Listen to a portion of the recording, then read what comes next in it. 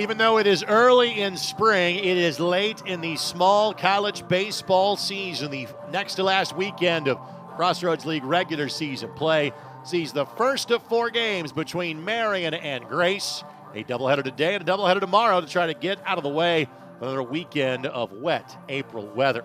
Thanks for joining us on the ISC Sports Network. My name is Greg Rakestraw, joined by Chris Walker. And partner, you and I had the pleasure of doing Division I baseball, high school baseball. This is your first chance to take a look at the NAIA level.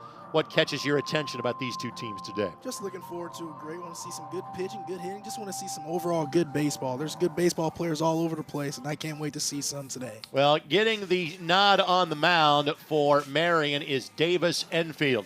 Enfield is their unquestioned #1 starter. He is 7-2 on the season. This is his 11th appearance, his 10th start. He has thrown 1 complete game. He has thrown 49 innings of work. He has walked 15. He has struck out 59. He has given up just 19 extra base hits during the course of his season. And opposing batters are batting .263 against Enfield on the season. Again, Enfield on the mound today for Marian. He is a 5th-year senior and a graduate of Northridge High School. For Grace, leading things off will be Maximo De Leon. We'll give you Maximo's numbers coming up here in just a matter of moments. Maximo is a grad student. Grace, he is from Santo Domingo in the Dominican Republic. Temperatures in the low 60s for our game today. It'll be a little bit warmer, a little windier tomorrow. And again, originally this was scheduled to be a Thursday-Saturday weekend split. Because of the forecast being ominous for most of the day Saturday, elected to play the doubleheader games tomorrow. We'll have all 4 of them for you here on the ISC Sports Network. And Enfield with an outside corner strike for pitch number 1. Well, watch him when he warmed up pregame. He was painting that outside corner, so wasn't surprised to see that first pitch right over that outside corner. De Leon batting .318 this season. Started about half the game so far for Grace this year. Just a little bit low, 2-1 the count. Good pitch there. Really good pitch. De Leon 4 home runs and 26 runs batted in. He is one of 5 regulars in the Grace Lancer lineup, batting .300 or better so far on the season. And lifts this one foul. The count now 2-2. Grace checks in at number 8 in the Crossroads League standings at 8-20, 16-25 overall. They're currently the final team in terms of the conference tournament. Top 8 teams make it. All 10 member schools field a baseball team. High hopper, the shortstop, and Kelly could not get there. A seeing eye single to lead things off for the Lancers on this Tuesday afternoon. Good job there by De Leon, just taking that ball right back where it came from. Gets a nice hop to bounce over the head of Eli Kelly at shortstop. Gets himself on first base. So Dalton Cody now will come to the plate. He too is a grad student. He is from the state of Vermont. Cody is the starting shortstop for the Lancers. Cody batting .317 on the season. De Leon is a stolen base threat, 16 for 19, but it will go to second and get the lead runner. And simply put, Cody, while he placed that bunt well in terms of side, got too much on it. Hit it right to the third baseman. There's one down. Yeah, bunted it really hard. It got right to the third base and threw it over to second base for the force out there. But, yeah, you called that correctly. That ball was bunted really hard. Ryan Stark. It's an unsuccessful sacrifice. And here comes Ryan Stark. And as you expect, the 3-hitter is the team's best hitter. Stark batting .353. Now, he has played in most games, not started them all. Only started 17. However, 12 home runs and 37 runs batted in. And this one is sprayed foul. So you're saying he's making the most of his opportunities. I'd say he has earned his spot in the starting lineup. Stark is from Portland, Texas. Played at Freed Hardman in Tennessee at the NAIA level before making his way to Winona Lake.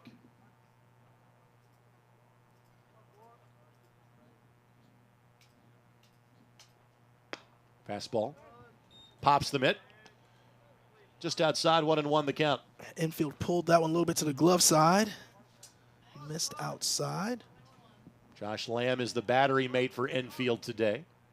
Behind the dish. Quick toss back. And Cody 7 stolen bases on the season. Grace as a team has thieved 70 bags on the year. Greg, we see the outfield is playing pretty straight up, but the infield's got a significant pull shift with Cameron Salazar, the second baseman, on the shortstop side of second base. Curveball hooks in there for a strike, and the count goes to 1-2. You know, even with this pull shift on, if Stark can smoke one, he can still get it through the shortstop and second baseman.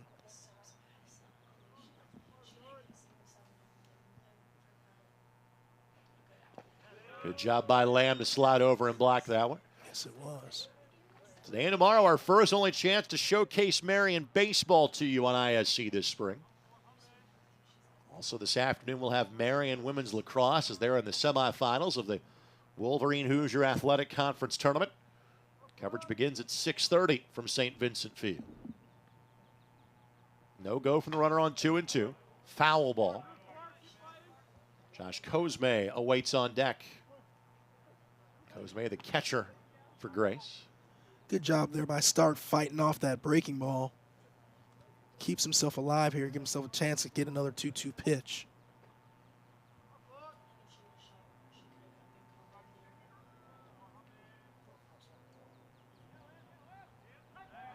Quick toss back, no problem. One of the biggest differences I see between high school baseball and college baseball, 2-2 count in high school is still a lot of times a fastball count. But in college, you see a lot of breaking balls in that account, like we just saw with infield there. We'll see what he throws here. Another breaking ball. Correct. Stark, good job to lay off of that one.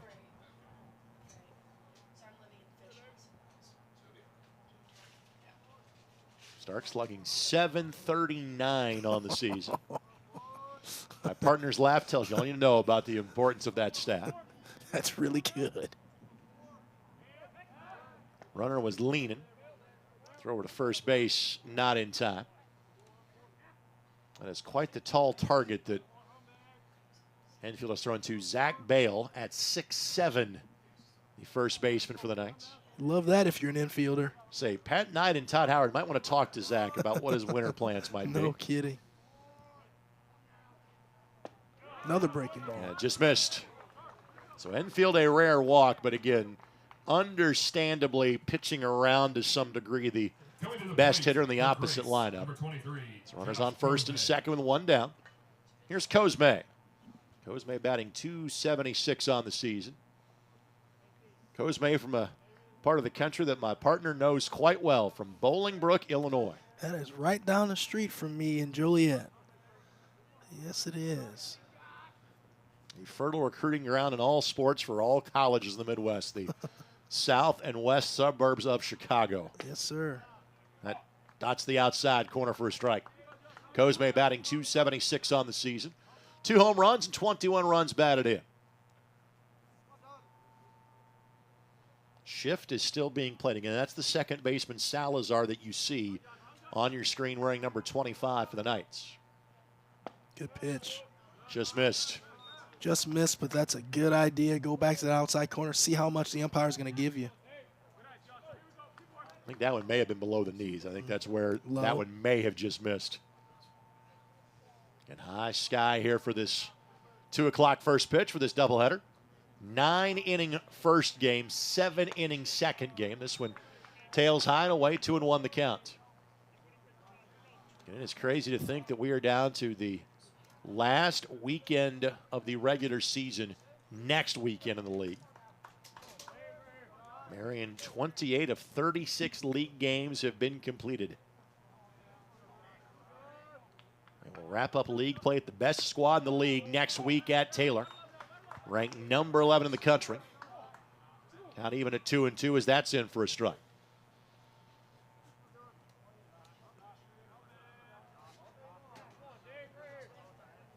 Cosme on the season has been a strikeout victim on 20 occasions. Good leave. Yeah, pitcher's pitch there. Yep.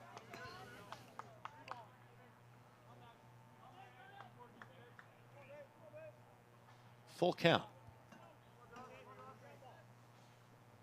Center fielder playing slightly to pull here, as you would expect for the cleanup hitter. Foul ball.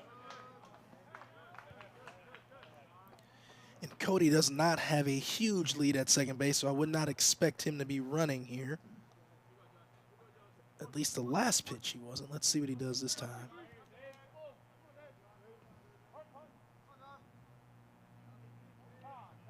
Cosme had his arm guard kind of get loose on him as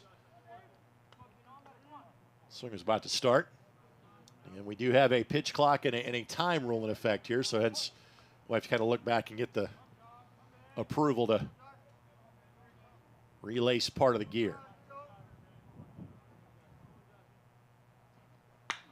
Smacks this one, left field. Left fielder drifting back and Catch it? did not catch it. Kept it in the park, did not catch it. Could be a play at the plate. Throw comes home. Now they'll try to get the runners between second and third. Basically, this runner is going to be a sitting duck, and he's out. So great job to play defense, preventing what could have been a home run in left field. Did not catch it, but it will be a run-producing base knock for Grace. And the Lancers take an early 1-0 lead. And that ball was hammered. I don't know how that ball stayed in the park. Really good swing there by Cosme.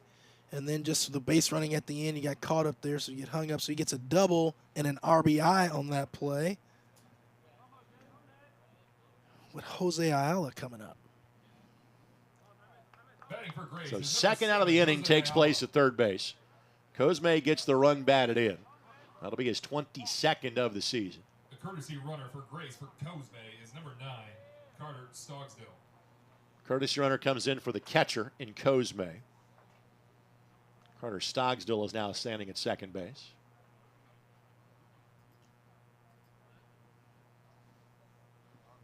Where do you think the conversation is behind home plate right now?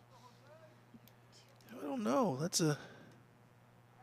I missed. I was down in my my scorebook trying to get that last play squared away, Greg. Yeah, Todd Miller, the new head coach of the Knights in his first season. Came here from Davidson at the Division I level in the Charlotte suburbs. His ties to the area, former Franklin College Grizzly. A solid opening first season for Coach. 22-19, 17-11 in league play. That is tied for third entering today. Ooh, just above the belt. As mentioned, Jose Ayala is at the plate. Junior from Panama. Jose batting .305 with 2 home runs and 27 runs batted in. Swing and a miss. So I want to point out that in the first 5 batters to the plate for Grace, we have referenced Vermont, Texas, Panama, Illinois, and the Dominican Republic. Wow. International roster, baby. It's impressive. Count of 2-1. And there's a handful of Indiana kids on the roster. A bit more once you get to the Marian roster, but they've got some diversity on their roster as well. We'll walk through that as players come to the plate for the first time today. Grace trying to put a crooked number on the board here in the top half of the first. Oh. Was able to get back. Seen a heavy shift so far, and pretty much all the batters except maybe De Leon, the leadoff man. And Stogsdill is a threat. 14 stolen bases in 15 tries.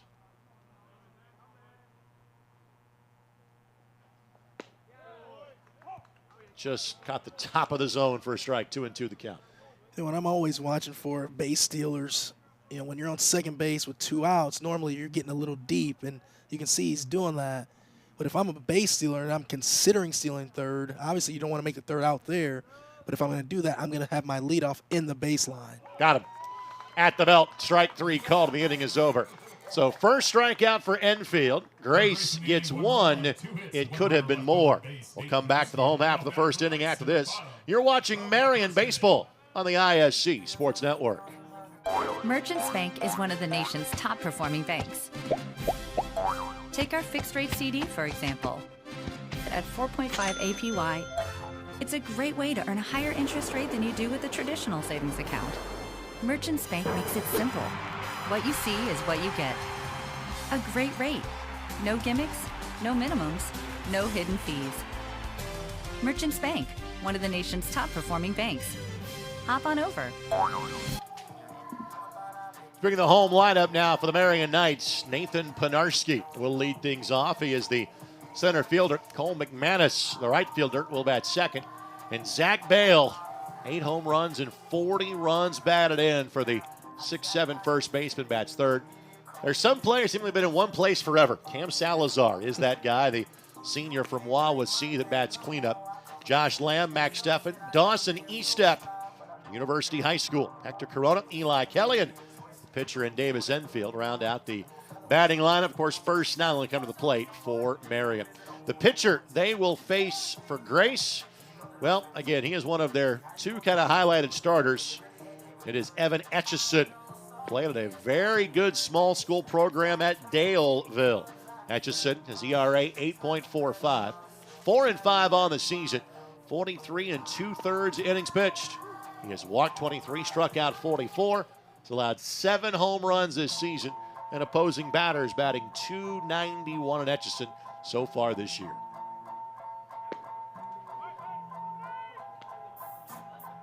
So Penarski will lead things off. The center fielder, number 26, Nate Penarski. Penarski is a sophomore from Goshen. Obviously gets to play a lot of road games in this league close to home. So many schools in the league being clustered in northern Indiana, such as their opponents today in Grace.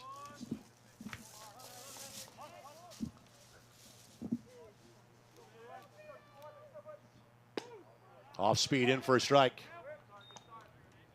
Penarski on the season batting .250. No home runs, 7 runs batted in. Marian does not steal the same number of bases that Grace does. Penarski is the exception to that. He has 14 stolen bases, far and away the most. So if he gets on base, look for Marian to try to move him around if possible. That is one thing that jumps at you, is that Marian has been successful this season, and the offensive numbers don't overly wow you. They're batting .255, have 31 home runs, but yet their opponents are batting just .247. So these two teams have kind of gotten to where they are in different methodologies. Manufacturing some runs, Yep. huh?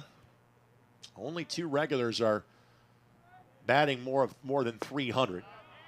Now, Steffen's lineup today, he makes the 3rd that bats north. He's played about half the games so far this year. As the off-speed pitch is in for a strike. Penarski, in fact, has started now 21 games this year. He has played all but 4. Turns on this one, but it's foul. Going to count it 2-2. Got a fastball in, turn hard on it, hit it out of play, stay alive.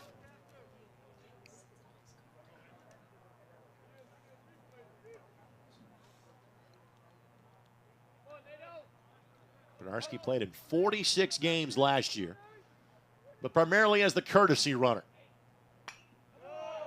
Lifts that one back towards the neighborhood to our left. Good fight, good fight. But to give you an idea as to how often he was used in that courtesy runner role, he scored 43 runs last year, Wow. which was 3rd most on the team. He did that making 3 starts Wow. a season ago. Wow. It's a great take. That is a tremendous take by a leadoff man. So much so, I don't think he should take that pitch if he throws it again. Count runs full.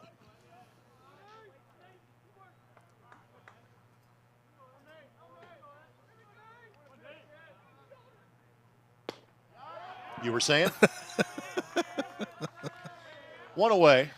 I guess you mind explaining your playing pedigree that allowed you to read that? No, just playing at Purdue, I mean, and just watching as much baseball as I watch. I mean, the outside corners are pretty liberal at this level, and that's a really good pitch. And when you take one, sometimes, you're like, man, I got away with one, so you just can't do it again.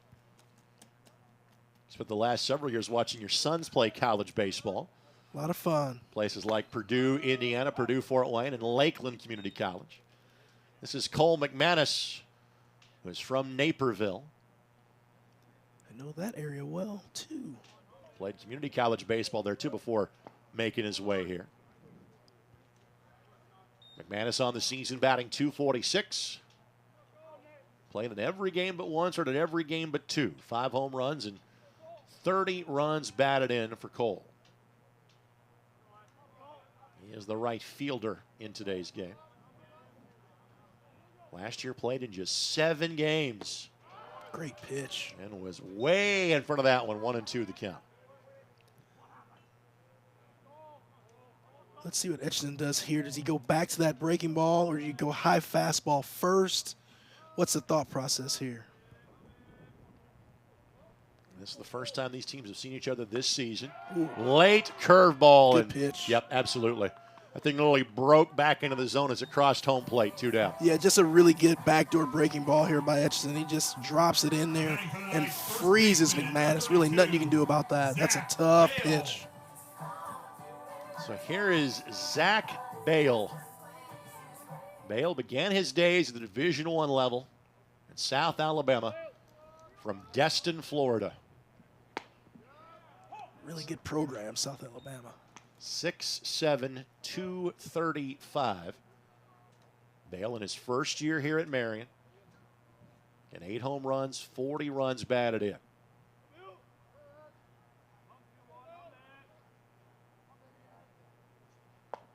In total has 23 extra base hits in 33 games played.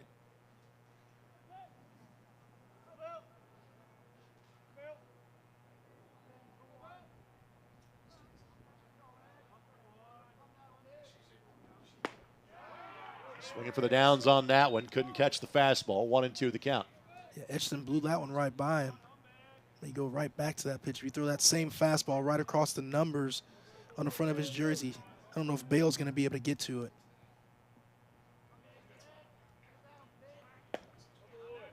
Count of 2-2. Etchison literally averages a strikeout per inning.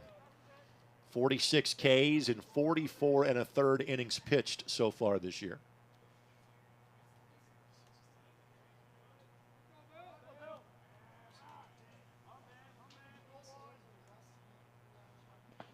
That one hopped to home plate. Etchison has the Grace career record for strikeouts. He is approaching 300 for his career. His 5th year of college baseball, all as a Grace College Lancer.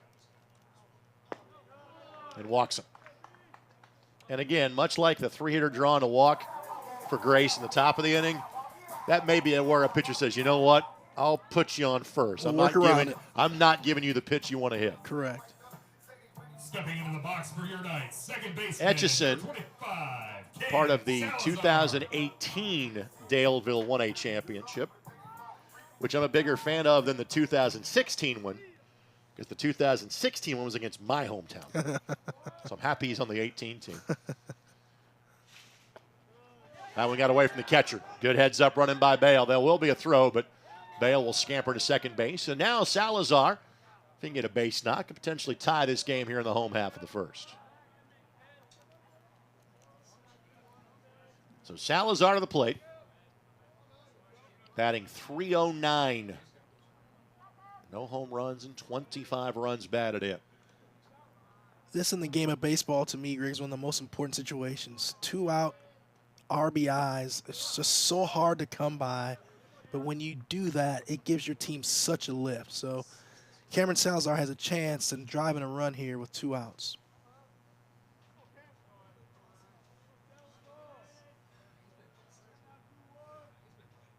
Good pitch. Yep, Etchison absolutely has that backdoor breaking ball dialed in. He is spotting that perfectly. He really does. And as a hitter, I mean, it's too easy to give up on that pitch. I mean, it starts so far off the plate, and then before you know it, it kind of creeps right in the back door. Which is why he had to swing there to keep alive the swing. Salazar has been able to do what every player hopes when they get to play college baseball. That's be an everyday player. This is his 181st game in a Marian uniform. That's awesome.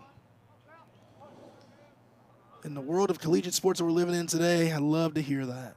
All those games at one place. Sprayed foul. Another good job by him of not giving up on that breaking ball.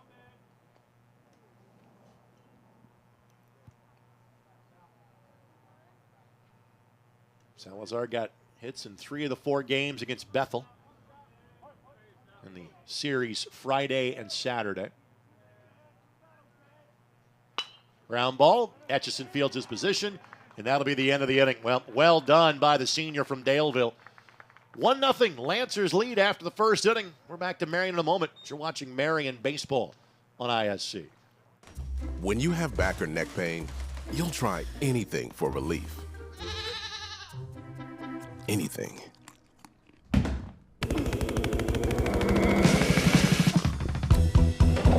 Whoa! Honey? Honey, it was mustard seed.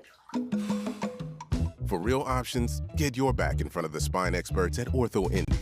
Ortho Indy Spine. This is your way back.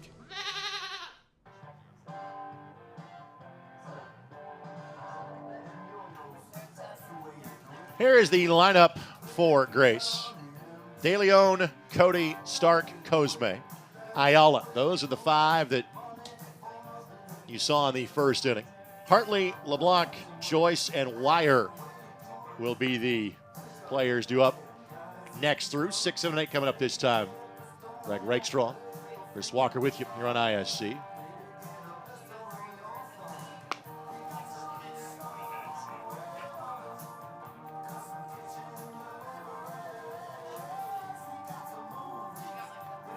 Absolutely beautiful day. We'll play a 9-inning game followed by a 7-inning game, and we'll rinse and repeat tomorrow. We're hoping to have a lot less rinse, so that's the reason we're playing on Friday as compared to Saturday. And thanks to our ISC crew for their flexibility, being able to do 2 games on short notice tomorrow as well. Our crew behind the scenes today: Vince Morales, Kyle Donlin, Daryl Tibbs, Eldon Wheeler, Dalton Cox, Betsy Ramos, and Sierra Borkowski.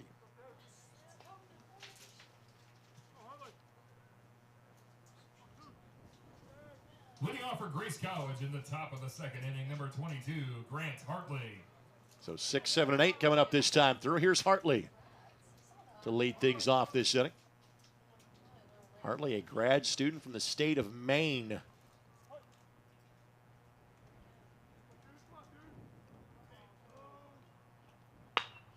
Right back up the middle. Salazar, bit of a bobble. Can he recover in time? No.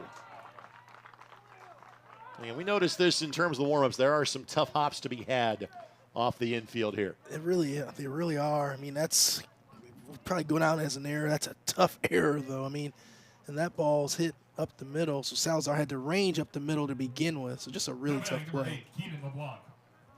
Good hustle by Hartley down the line there as well.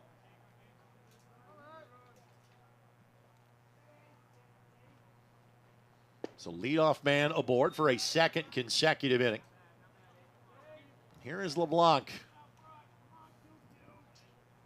LeBlanc from Brownsburg. So first native Hoosier in the game, the 7th batter to the plate for Grace. Swing and a miss. And at this rate, we're gonna cover all 50 states. LeBlanc batting .317, 2 home runs and 13 runs batted in.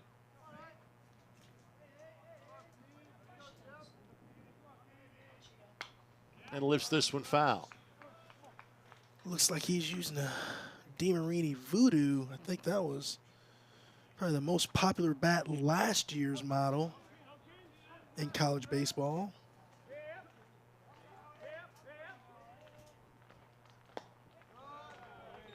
It's a good take. Good pitch, just missed off the plate. An even better take there by LeBlanc.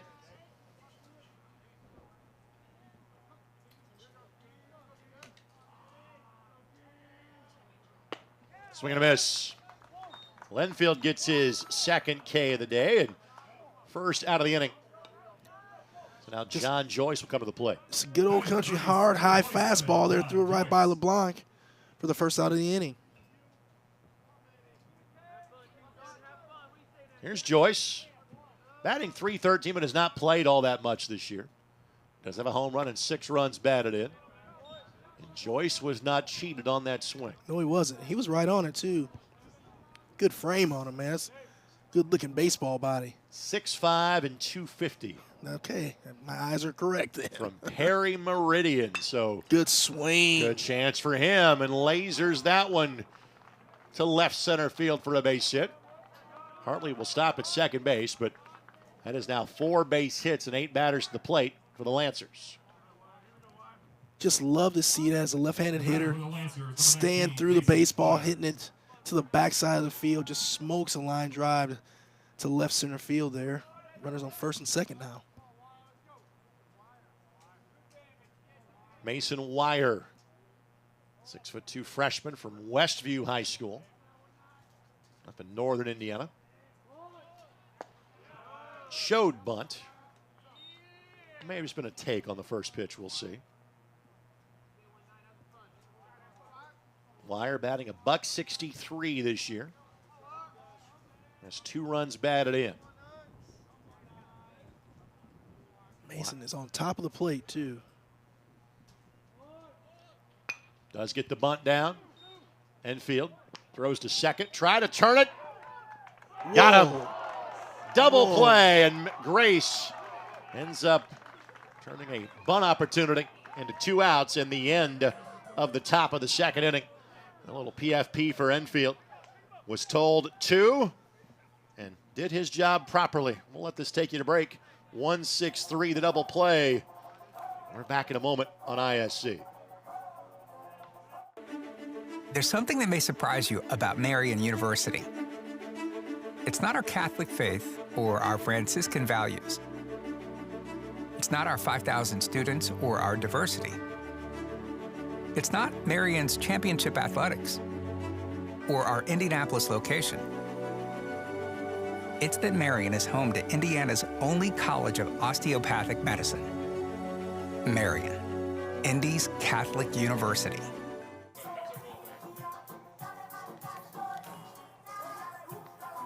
Back on the campus of Marian University. Thanks for joining us on ISC. First of 2 today here from the home of the Knights. Again, first of 2 sporting events you can watch on ISC here on the western edge of campus. And women's lacrosse at 6:30.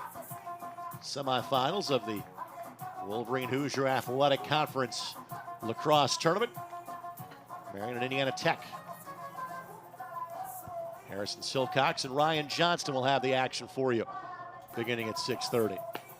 Greg, let me ask you, that last play, that 1-6-3 double play to Indiana on the bunt, were you surprised at all when Enfield picked that ball up and threw it to second base? Not at all, because I could hear either catcher or dugout going 2-2-2.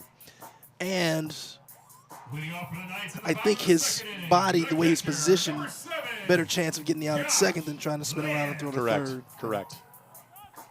Here's Josh Lamb at the plate. Lamb back from last year's Marian squad. Redshirt junior from Hammond Morton High School. And I can't believe if that is his walk-up song, My Pony by Genuine. Yeah. Oh, my goodness. There's no way he knows what that is, right? Kids seem to have a better taste of, I hate saying this, classical music. Yes, that song's older than him, too. A lot of room in foul territory here, as evidenced by the amount of space that the first baseman had to amble over and start. Lamb is retired. Yeah, that doesn't make you happy as a hitter, man. You'd like to see that thing get out of play to give yourself another chance, but you said there's a ton of foul territory over there. Well, now that the A's have left the Oakland Alameda County Coliseum, trying to think of who in Major League Baseball has the most foul territory. It's a great question. Because obviously most modern stadiums are built to eliminate that. Correct. Not just to benefit hitting or offense, but to get fans as close to the action as possible. Mm-hmm. Especially now that we really have, in most parks, netting all the way down. Makes sense. The first and third base lines. You're going to be right on top of people going forward. Off-speed pitch misses. Yeah, you're going to be so close anymore. You're going to hear things you probably shouldn't be able to hear, you know. Here is Max Steffen. He's from the Cincy suburbs. Played at Moeller High School. Ooh. Played at Division III powerhouse Marietta before making his way to Marian. Good pitch. It's in for a strike.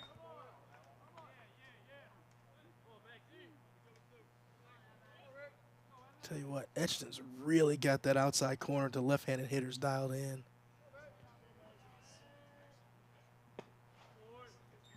Steffen batting .310 this season. His 19th appearance of the year.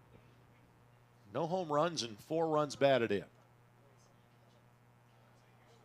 Steffen did not make his season debut until conference play against St. Francis back on March 2nd.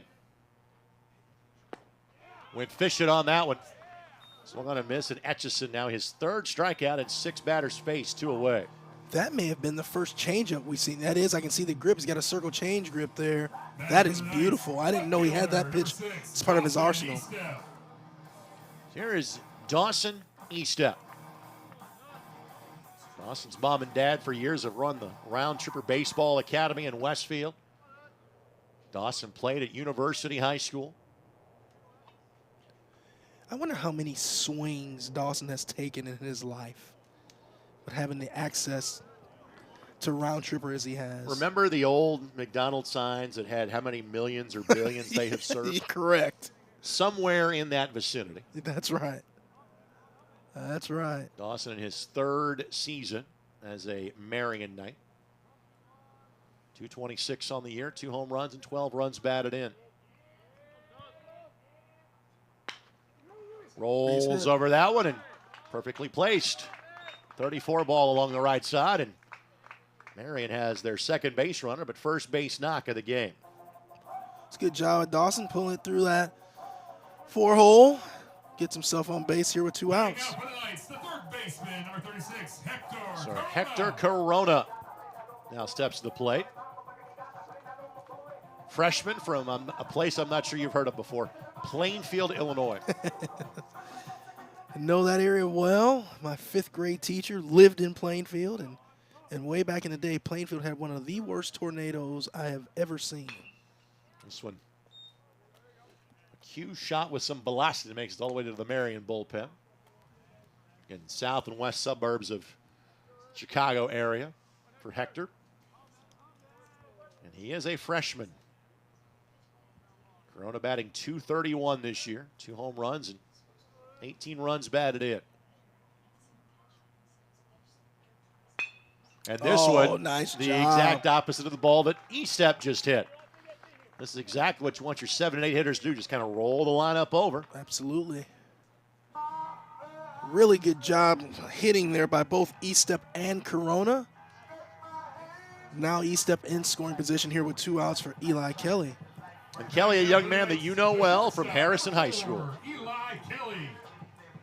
Yeah, I know. I was texting with a couple of Eli's coaches, high school coaches this morning, and they were just gushing about the character of the young man. One coach said the best kid he's ever coached as far as character and eye contact when you're talking to him, and the other said that's the kind of kid you want your daughter to marry. So pretty high praise from Eli Kelly. Kelly did go on that one.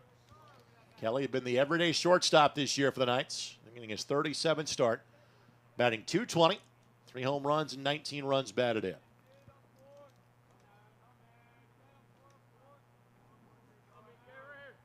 Kelly appeared in 13 games as a freshman last year. Ooh, good pitch. Just a bit Just high. high.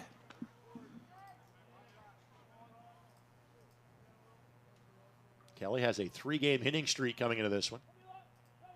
Marian did play a non-conference game on Tuesday, getting a victory against the Cougars of IU Kokomo. This one lifted foul. Really one of the first times I've seen Edgerson work hard into a righty and throw a fastball hard inside, but that's obviously the spot where he seems to be dialed in because that'd be outside to the left-handed hitter. And he's really dominated that arm side of the plate.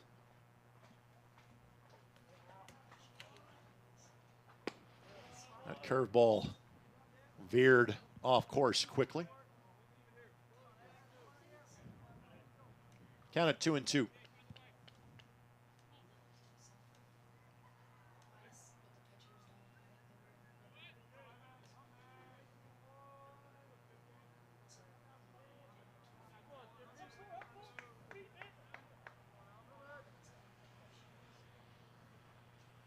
Oh, great. Dialed it pitch. in there perfectly for a strike. Kelly was frozen, and that is the end of the inning. Not just 4 Ks for Etchison. That is the third of the 4 where the batter has looked at strike 3. Through 2. 1-0 Lancers. You're watching Marian Baseball on ISC. We jumped in immediately. We take a intro to engineering course. And they sit there and tell you, we're not going to push you through every single prereq your first 2 years. We're going to let you get hands-on work with engineering right away because 2 years of a prereq, that's boring. There's companies always asking for students with shop experience. And the dean will email me and say, hey, they're looking for a guy just like you, which is awesome that the dean knows who a guy like me is.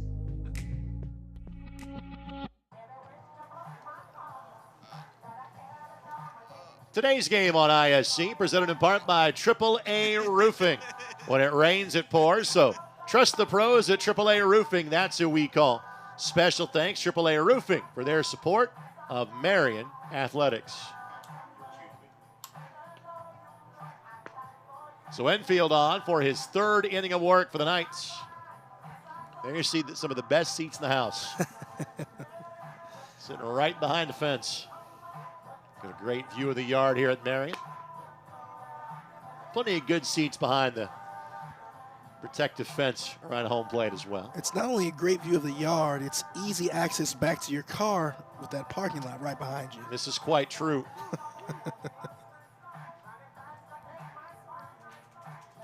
Remember one young man that was a second baseman for many years, kid from Batesville.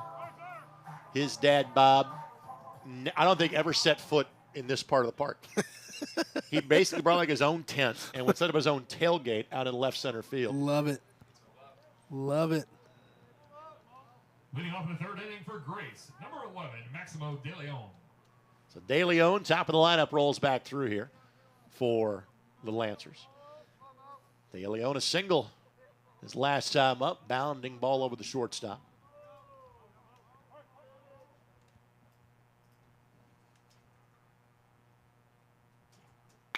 Oh. Smacks this one, but an atom ball directly at Corona.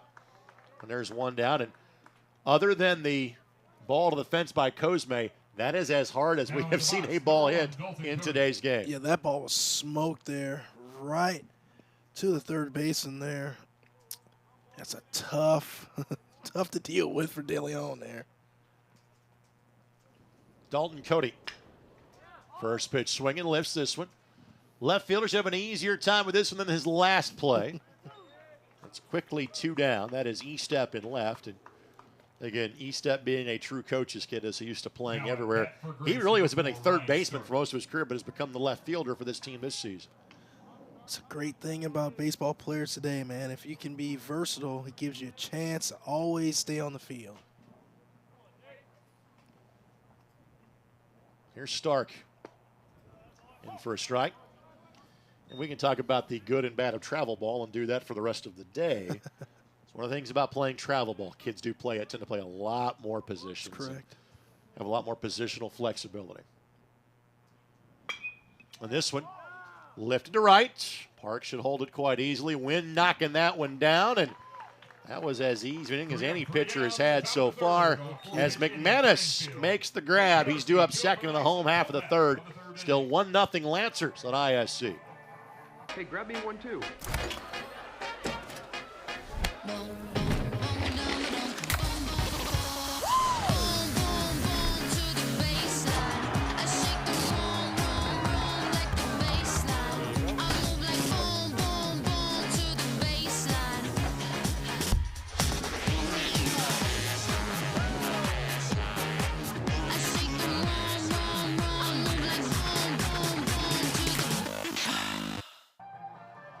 I want to thank our friends at BSN, the preferred provider of apparel for Marian Knights Athletics. Alongside Chris Walker, Greg Rakestraw with you. And Etchison has been dealing so far. Has 4 strikeouts in his first 9 batters faced. And we referenced the fact that his ERA is north of 8. However, his last outing may have been the sign that he's figured something out. He went 7 of 30 against Huntington. No runs, 3 hits, 1 walk, and struck out 5. That's impressive. It looks like he's picking up exactly where he left off. And he is the career strikeouts leader at Grace. Approaching 300 for his career. You know, you mentioned that earlier. I was thinking about it. I mean, I don't care where you play. When you hang him up and walk away from a program and your name is tied to a record, that's impressive. Very much so. Here's Penarski. Struck out looking to lead off the game for Marian.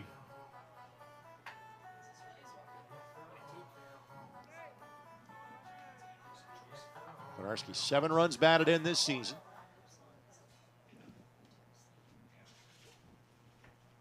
Marian has not had a base runner on until there have been 2 outs in an inning in the early stages of this game. Tell you what, Edgerson is using everything. It's changeup, it's breaking ball, it's the fastball to either side of the plate. He's been impressive. This one lifted. It'll be in foul territory, and again, so much room in foul territory, but only so much time that a left fielder could make up to get there. And it's tougher. I think he's maybe shaded a little bit over with the left-handed hitter up, so that's just a long way to go to catch a foul ball. Penarski, McManus, and Bale, top 3 due up this time through for the Knights.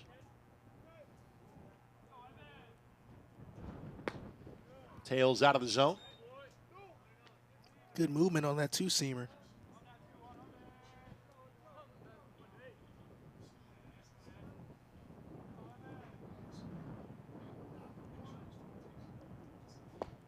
And that one dives at the feet of Penarski.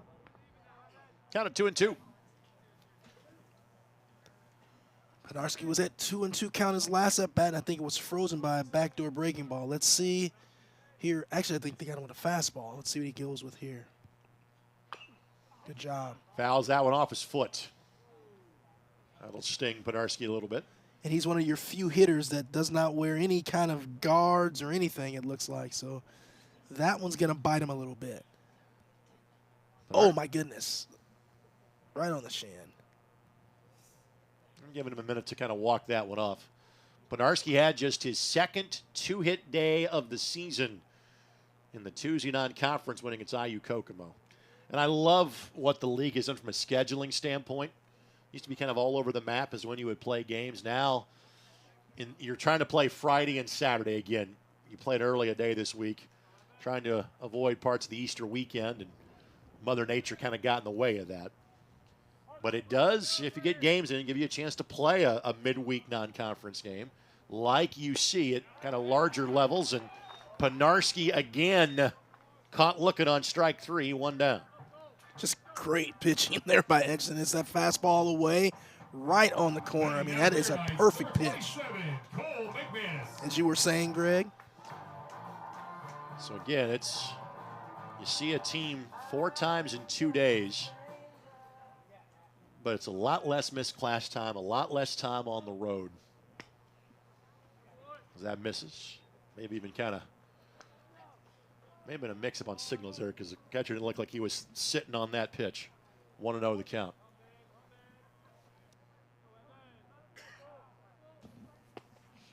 And oftentimes the Division I level that you're going to play a weekend set, 3 games in 3 days with the ability to move and play doubleheaders if you need to work around the volatile weather you have in March, April, and early May. You know, I think of the scheduling a little different than most. You get a conference like this and the way they schedule, I think you need to be a better ball player to have good numbers, especially as a hitter, because you're playing a team in a short period of time so many times, they can really scout against you. Sure. You know, and plan against you.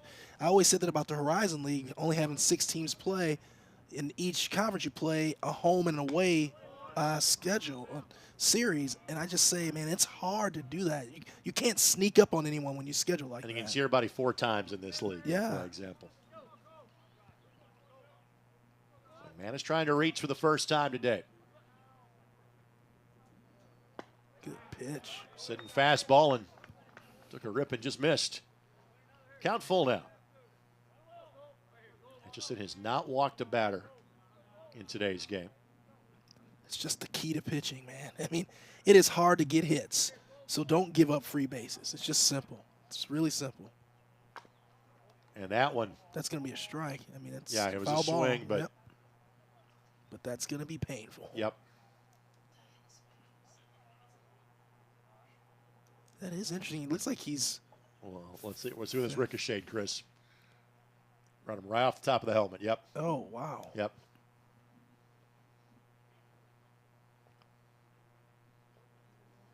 Must be some blood.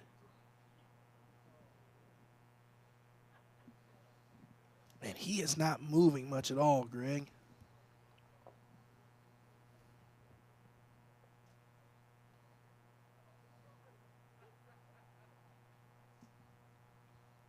You saw the immediate reaction of that from the Marian dugout. Obviously, trainer is on staff here. Quickly heading to check out the right fielder in McManus. So McManus staying down. Let's go ahead and step away for a quick kind of injury time. Well, I say that he's getting ready to get up, but as diagnosed, that drew a little blood, as you can tell. Wow. So that hit him in the nose off the ground, or did it hit him? Bat, foul ball. Okay. And that ball dove so much inside on him. Oh, there it is. Yep. Good Lord. Oh, man. That is hard to do. Very. I mean, that ball's got to really be cutting in on you to be able to do that. I'm not sure I've ever seen that. Just foul it off your face that way. That is really hard to do. And again, you said it. That ball was diving in so much. Oh, my goodness. And you've already committed on your swing, so you can't check your swing. And so, yeah, that's got to be a perfect situation for that to happen. And Atchison immediately walks over and taps him on the shoulder and says, hey, sorry about that. Not his fault. So I'm going to say now you're going to have a pinch hitter, and coming in on a full count. Thanks, buddy. Which you so rarely see that. So Calvin Miller will be asked to come in and pinch hit here. And McManus is the right fielder. Miller batting .281, 4 home runs and 13 runs batted in. Played in 23 games, gotten 17, so there's going to give Atchison a pitch or two to kind of stay loose. Miller, a young man that is also a football player here at Marian. An unfortunate injury, didn't have a chance to play during the course of the fall. Miller actually, we would have seen him on ISC in the IFCA North-South All-Star game in July, but got hurt in practice for that game. Gotcha. Which unfortunately kind of cost him his fall football season. So, Gray, here's a question for you, and I know you know this. Say this at bat ends in a strikeout. Is that credited to McManus or Miller? So Miller. That's just wrong, man. There are so many rules I would change in baseball if you gave me the power. Man. Miller from Southport High School. Swing and a miss. Quick toss on the first base, and Miller is retired, and there's 2 down. Now we'll see if it's Miller that is in the game in right field to continue on. Strikeout number 6 for Atchison. Have a day. And Bale to the plate. For Atchison, his season high in strikeouts is 9. Well on his way. Against Mount Vernon Nazarene back on March 15th. Misses inside. That's the second time that catchers are able to hang on to it, which kind of gives you an idea how much Atchison's ball is moving right now. It is, and it's not only is it moving, it's like the last 5 feet in front of the plate is when it's doing all that moving. So it makes it even harder as a hitter to get the good part of the bat to barrel on the ball. It's impressive. It helps explain how that foul ball ended up going off That's of McManus. True. Very true. Because rarely do hitters get fooled that late in the swing. That's correct. Bale sprays this one down to the parking lot. There is a sign down there that says, park at your own risk. And there's a lot of risk down there, man. It's a lot of risk. Mitch, sign up an insurance sponsor for next year's broadcast. Or a parking garage company, one of the two. Count it 2-2. The Mitch we reference is the omnipresent Mitch Huppert in all things Marian athletics. I assume he has cloned himself, and there are 3 of them to cover the variety of things that go on in this campus. Gave us some tremendous notes on the Marian baseball players. Off the hands. That should clear the dugout, and it will. We'll do it again at 2-2. So again, Marian comes in tied for 3rd with St. Francis in the league standings. Mount Vernon Nazarene, same number of wins. They've actually played an extra doubleheader. They are 2 wins back. And again, Marian has the toughest assignment in the league in playing Taylor next weekend to finish the regular season. And they're currently sitting in 3rd, tied for 3rd, right? In other words, you're trying to stack as many wins this weekend. Yes. In for a strike, and the side is retired in order. All struck out. And again, that is the 6th strikeout looking, authored by Etchison so far. He's pitching a gem. Lancers lead 1-0 on ISC. Getting an internship here has been much easier than I anticipated. My friends at bigger schools are telling me, well, I need to live, close to this city so I can work for this company. Well, I'm already close to the city. I live here. Merchants Bank is one of the nation's top performing banks. Take our fixed rate CD, for example. At 4.5 APY, it's a great way to earn a higher interest rate than you do with a traditional savings account. Merchants Bank makes it simple. What you see is what you get. A great rate. No gimmicks, no minimums, no hidden fees. Merchants Bank, one of the nation's top performing banks. Hop on over. To the top of the 4th we go. Cosme, Ayala, and Hartley. 4, 5, and 6 coming up this time through for Grace. This has been a pitcher's duel so far. Grace got their lone run on the top of the 1st. Both teams retired in order in the 3rd. And again, to use the D1 and even D2 parlance, these guys have looked like the Friday starters. Yes, they have. These are the aces that are throwing in game number 1. This is good baseball. This is what you like to see. Referenced, Marian finishes with nationally ranked Taylor next week. Final weekend set is against Bethel for the Lancers.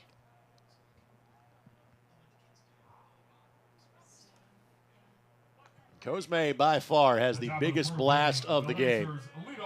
The ball that Estep more or less kind of knocked back into the field to prevent it from going across the fence just left of the scoreboard. RBI double in the top half of the 1st. His 8th double of the season, his 22nd RBI. A little more clouds than sun starting to filter through here as we approach the 1 hour mark. Yeah, I'm really surprised that ball he hit didn't get out of the park because I thought he hit it well. It jumped off the bat, and the wind is get a slight breeze going out to left. And for a strike, frankly, that breeze has picked up and is blowing more directly out to left, which coming from the south. 58-footer off the crowd mic, 1-2 the count. And we'll be here for all 4 games in this set. Chris and I have game 1. Rob Brown in for game 2 each of the 2 days we're here.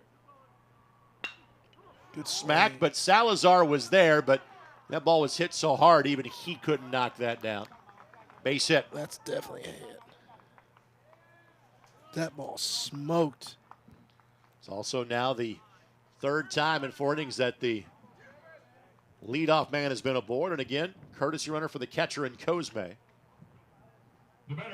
And Stogsdill will come on to run for the catcher. Number 9, Carter Stogsdill.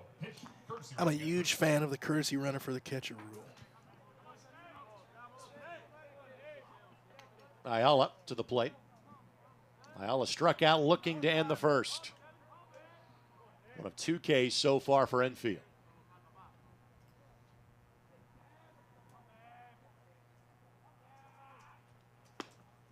Just off the plate. 1-0 the count. See, if I'm Ayala here and they're shifting me like that on the infield, I know that first pitch threw was quite a bit outside, but that's the pitch I'm looking for. I'm trying to drive a ball just anywhere over there, get myself on base. Like that. Foul ball, 1-1 the count.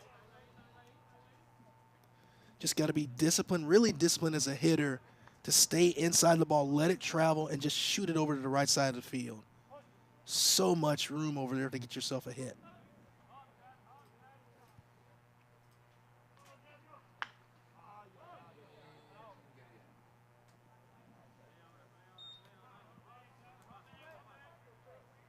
Count now 1-2.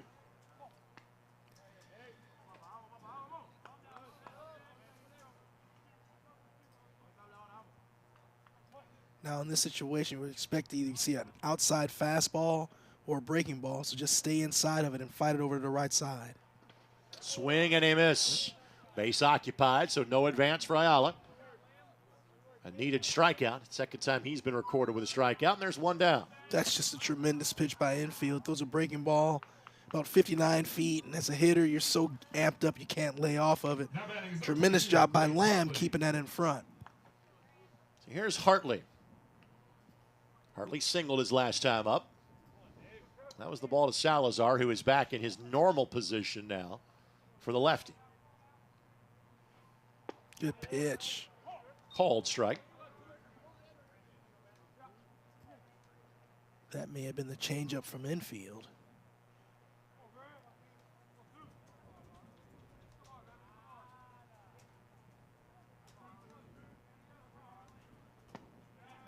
That misses. You know, Greg, the other thing I just noticed about this level of baseball is, playing NAIA baseball, so a lot of times you might not have the big fireballers and 95, 96 mile an hour guys. So you have guys that have to be able to pitch here, where they're going to have 3 and maybe sometimes even 4 pitches, and they can use both sides of the plate, and they throw them all. And so a lot of times you get to these high-level D1 schools, and it's just, I'm going to throw it as hard as I can, try to throw it by you. So I enjoy seeing this level of baseball, seeing these guys really pitch.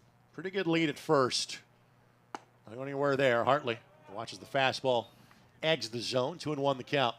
Infield was not happy about that call at all. He snatched that ball back from Lamb. He just really upset with not getting the call there.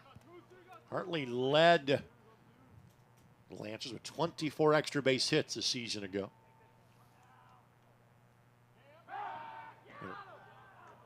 It was close. If Bale could have hung on to that, they might have had a play. Infield certainly noticed what I was, that Stogsdill was trying to extend that lead as best he could. Tell you what, man, Infield better be careful. He's going to get a ball back in that jersey. I think he's only got one button done on that jersey, man. It's flying all over the place. If he catches it, it's still an out. Might hurt, but it's an out. Yes. Runner's leaning, he got him. Yeah. Oh. Wow. Well, Bale doesn't think he was safe. No, and I didn't either. Partner, I've never seen you react to a call like that. Take a look. It's close. It's close. Yeah, that's really close. Yeah. It's Bale's tag almost went on a part of Correct. the body. Yeah. And so I reacted seeing how much space there was as the ball was thrown back to first base, and that was a much closer play as I look at it in the replay, which is why our camera crew is awesome. And we have 4 cameras here to show you great look. As many angles as we do. Great look. But again, and I'm sure the reaction from the Marian dugout was the same one as me. Yep. You see the daylight, go, that's got to be an out, right? Well, I wasn't sure. It's close. Yeah. Round ball. Uh-oh. 4, There's 6. 1. Can he pick it? Yes. Well, if you're of the ball as a teller of truths, double play takes care of the pickoff play at first base.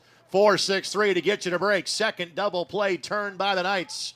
So Grace leads it 1-0 as you're watching Crossroads League Baseball on ISC. Double play ends the inning. 1 hit. This story is mad good. Ice Spice? Who's that? It's my ex, lemon lime soda. This is intense. But I love you. Buddy, it'll be okay. Or not. Getting an internship here has been much easier than I anticipated. My friends at bigger schools are telling me, well, I need to live, close to this city so I can work for this company. Well, I'm already close to the city. I live here. Good crowd on hand for this one. Great weather for it today. Thanks for joining us on ISC. Salazar, Lamb, and Steffen, 4, 5, 6 come up this time through.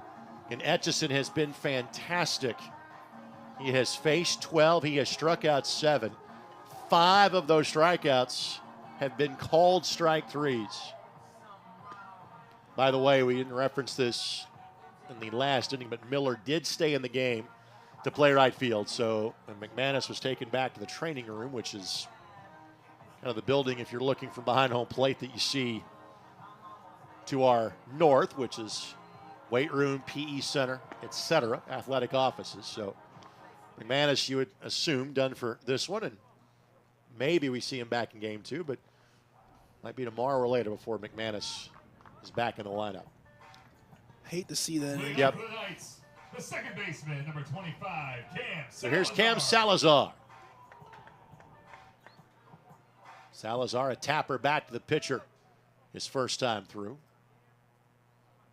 Cam just became one of my favorites with that walk-up song. Off speed never threatens the zone. Change up away.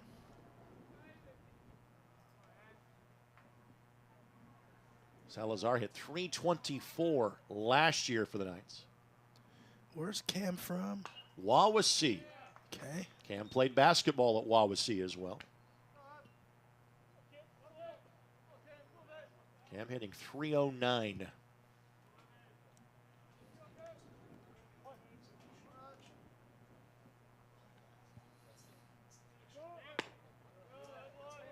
Fastball misses, 2-1 the count. Just wanted to make sure there were no California ties there since he had that Tupac Ambitions as a Rider walk-up song.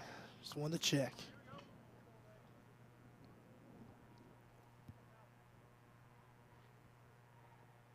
Ooh, good pitch. And for a strike. He's had that dialed in all day today. The only thing we really haven't seen Etchison do today is go hard inside to a lefty. Wonder if he has that in his bag of tricks. This one sprayed right back at us. Salazar, in 3 of his 4 years as a Knight, has finished batting better than .300. Comes into today's game with a career average of .311. That'll work. In 4 seasons. That will work. Lifts this one. Center field. Center fielder has all kind of room, but the ball just keeps going. The wind got it. Salazar. Late decision to kind of go for 3. Shortstop turns. Won't get him in time. Even with the hesitation, Salazar legs out a triple. And that is the first time that Marian's had a runner past second in today's game. And for Salazar, it is his first triple of the season. You know, I didn't think that ball was hit that well off the bat, but you saw De Leon start back, and then he got on his horse, and then he just couldn't catch up to it. So nice job of hitting there by Salazar. Put that ball in the barrel, and that ball took off. Well, again, it is a spacious outfield here. Yes, it is. And a little wind behind it. Ball just kept going. Interesting. See the infield. Yeah, even with nobody on, they're going to play in with just a runner at third. Lamb fouled the ball away. You know, as a hitter in this situation, this is always one of my favorite times to hit because your job is easy. I mean, if you can smoke one through the infield, that'll work, but you're trying to look for a ball, like I'd say probably between your belt buckle and your chest, and just try to get something up in the air that you can hammer, get at least a sac fly. That's not going to work. Off the end of the bat. Shortstop calls everybody off. 1 away. That isn't a frustrating at-bat right there because you just kicking yourself thinking, man, I had such an easy job to do here, and I maybe took swing at a pitch that I shouldn't have, and I got myself out. Number 22, Max Steffen. Steffen struck out last time up. Really important at-bat here by Steffen to try to get this run in here. You don't want to try to do it with 2 outs. Great swing. Takes care of that. And that is the first run that Etchison has allowed dating back to 2 starts ago. And we're tied at 1 here in the bottom half of the 4th inning. He's been impressive today, that's for sure. So Give Stephan the run batted in. Batting for the Knights. Well, here's the interesting thing, Greg, is now the 7-8 hitters are the ones that have done the most damage. Correct. You know? E-step, ground ball to right field. Just below the knees. Stephan has not attempted a stolen base all season long. Like I said, Marian, a couple of guys in the lineup that they'll move, but not a lot. Stephan has to quickly scamper back into first. Here's E-step.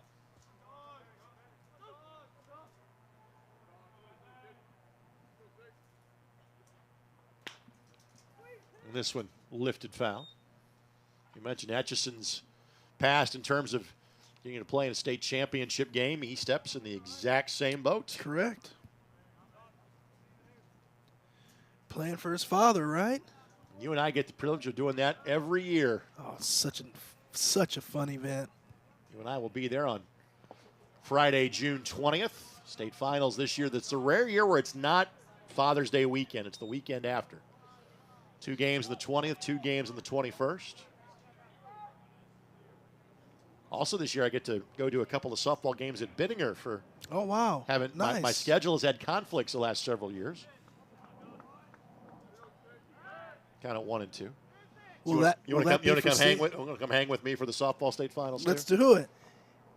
Yeah, that's a beautiful complex out there that Purdue has for their baseball and softball and soccer stadiums. It's really nice. But I will tell you, it is always 10 degrees colder there than it is anywhere in the state of Indiana. Swing and a miss by E-step. Etchison got his mojo back for his 8th strikeout of the game. First time that E-step has been retired.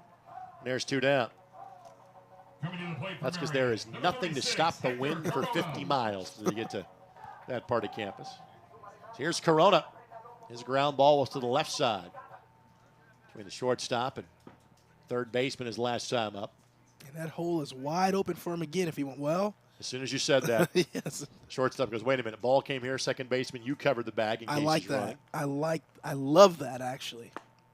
Fastball outside corner for a strike. There are so many times I see it, especially at the high school level, where guys act like they haven't seen anything before. And so, you know, part of your job as a fielder is to know what's going on, know what a hitter has done previously so you can position yourself accordingly. That should not have to be the job of the coach. If you're on the field, there's a lot of downtime in baseball. There's a lot of time to think about what you should be doing, how you should position yourself. What am I going to do with the ball when it's hit to me? So just do it. Should not have to be told what to do. Corona looking for his 8th 2-hit game of his freshman year with a base hit 2 innings ago.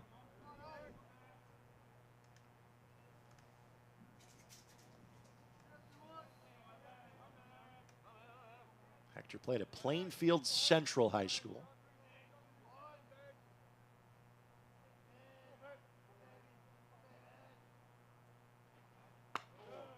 Fastball sails out of the zone.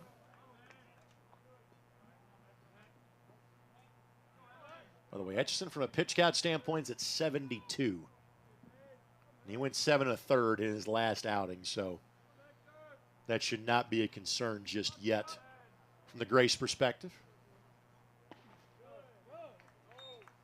You know, that's a tough part is, you know, obviously strikeouts are great, but sometimes they can lead to higher pitch counts.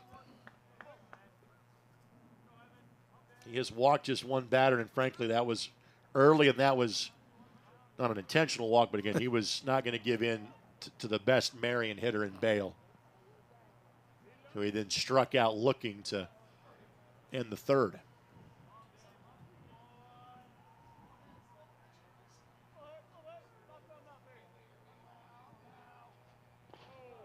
That one, ball 4. So his 2nd walk of the game. Corona has reached in both plate appearances. And now Eli Kelly is due up here.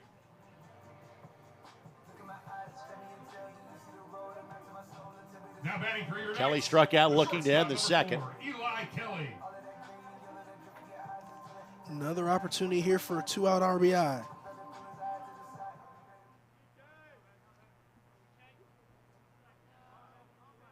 Kelly has a 3-game hit streak going coming into this one. Waves at that one. Ball got away from the catcher. Good base running. Second time that Marian's been able to kind of pick up a free 90 feet. Yep.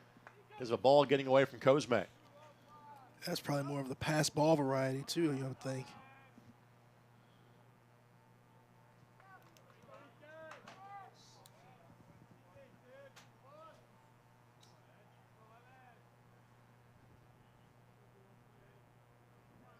First baseman playing behind Corona. Do you even dare think about moving him here? I'm not going to with my 9-hitter up, I think. I'm just not.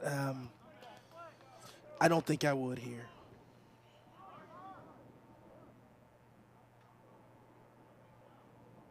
And just moved him back to first base.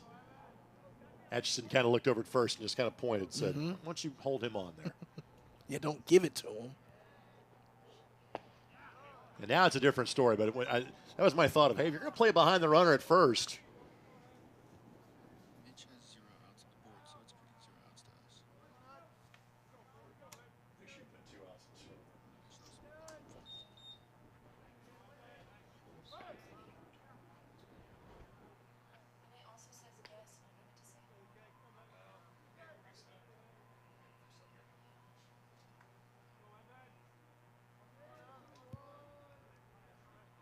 Kelly at 1-2.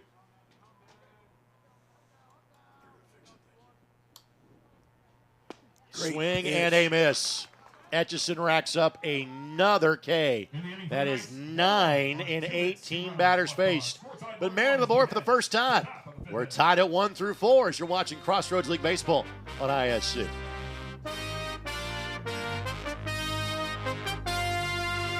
Merchants Bank is one of the nation's top performing banks. Take our fixed rate CD, for example. At 4.5 APY, it's a great way to earn a higher interest rate than you do with a traditional savings account. Merchants Bank makes it simple. What you see is what you get. A great rate.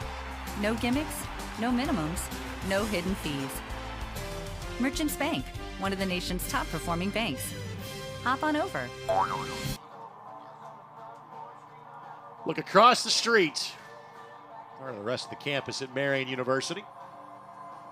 Greg Rakestraw, Chris Walker with you here on ISC. And Rob Brown in for game number 2. Enfield and Etchison locked in a really good battle. And there is a look back at softball.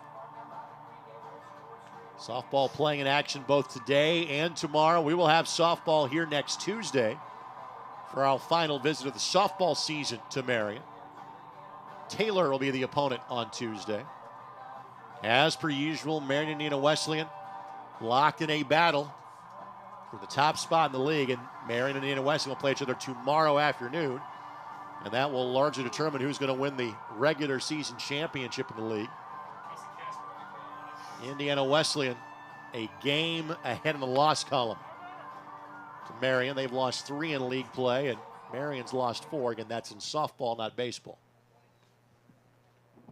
So for Grace 7, 8, and 9, LeBlanc will lead things off. For the Lancers in the top of the 5th, the leadoff batter, number 8, Keenan LeBlanc. LeBlanc struck out his last time up. Struck out on a high fastball.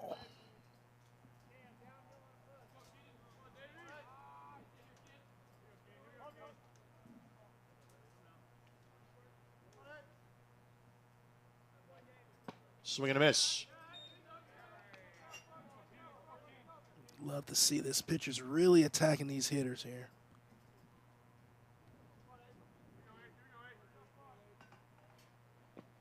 Count at 1-1. Enfield gets through this inning. He will have reached 5 innings pitched in 8 consecutive starts. Wow.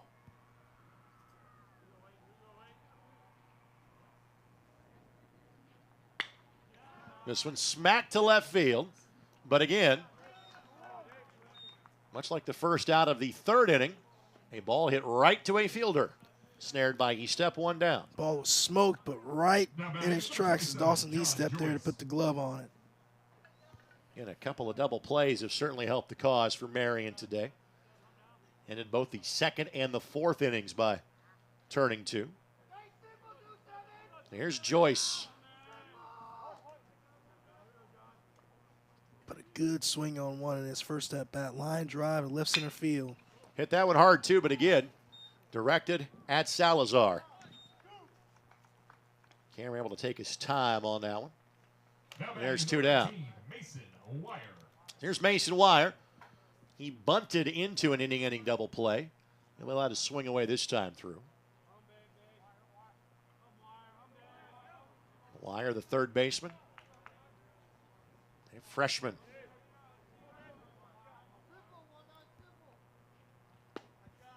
Curve a beauty.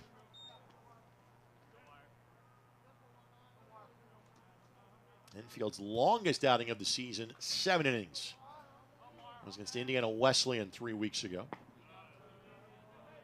It was a complete game 5-hitter. Allowed 1 run, walked 1, and struck out 8.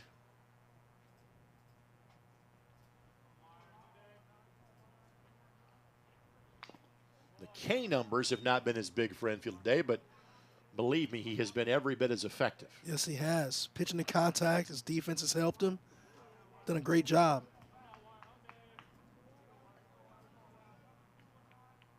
Tell you what, he's working on about a 10-pitch inning here if he can get out of this thing.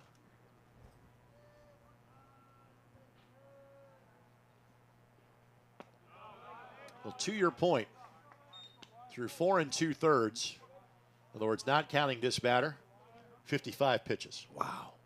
So you can do the math. This is pitch number 60 he's about to throw right here.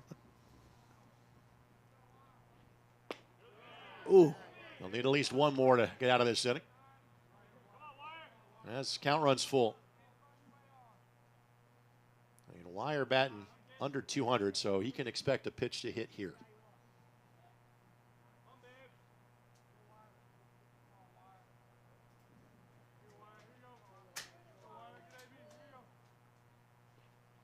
Good job. I fouled it straight back. That's just one of those baseball things. The number of foul balls on 3-2 pitches is crazy.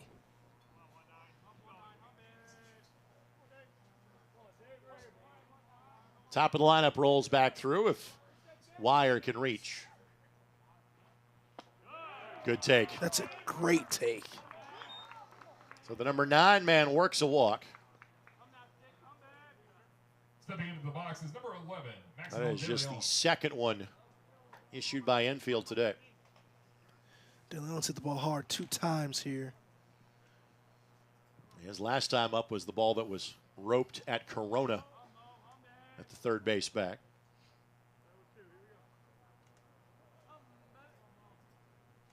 Yeah, this is maybe the one batter in the lineup that Enfield hadn't really fooled. De Leon, first team All-League last year. Stole 53 bases a season ago. Wow. It's a lot of bags. Or has the career record for stolen bases, 53. My apologies. The year before, he had the single season record, 29. Okay. Still a lot of bags.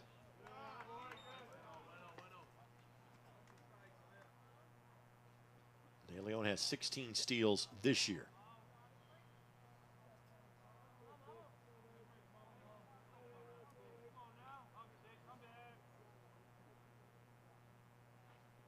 Swing and a miss. De Leon thought he'd see more of the plate on that one, and it was not close. 1-2. That ball had tremendous break to it. De Leon single to begin the game.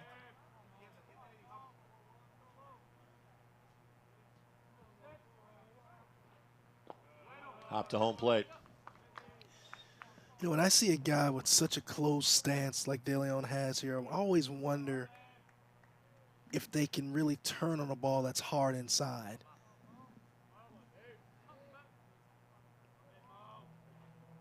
Ground ball. Salazar will go the short way and get him by a step, and the inning is over. So no damage done from the 2-out walk, and again, Enfield has thrown through 5 for an 8th consecutive start. We're tied at 1 at Marian. Game 1 of 2 on ISC. This story is mad good. Ice Spice? Who's that? It's my ex, lemon lime soda. This is intense. But I love you. Buddy, it'll be okay. Or not. When you have back or neck pain, you'll try anything for relief. Anything.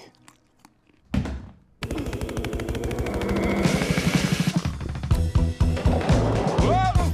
Honey? Honey, it was mustard seed. For real options, get your back in front of the spine experts at Ortho Indy. Ortho Indy Spine. This is your way back. Pitchers duel here at game number 1 of 2 again. League play. First game is a 9-inning game. Second game is a 7-inning variety. To the bottom of the 5th we go. For Marian, top of the lineup rolls through. Penarski, Miller in for the injured McManus, and Zach Bale. 1 on the 1st for Grace, 1 on the 4th for the Knights. Penarski has struck out looking twice, trying to improve on that. As McManus already sitting on 9 Ks in 4 innings and 18 batters faced. Something you don't see all the time. Nate Penarski, as a leadoff man, has led off the innings in each of his 3 at-bats today. That one rattles the cage, the catcher in Cosme. So he has been a true leadoff hitter today. That is one thing I hated as a leadoff guy. I only wanted to lead off the game, lead off in an inning the first time of the game. I don't want to lead off after that. And the count of 1-1.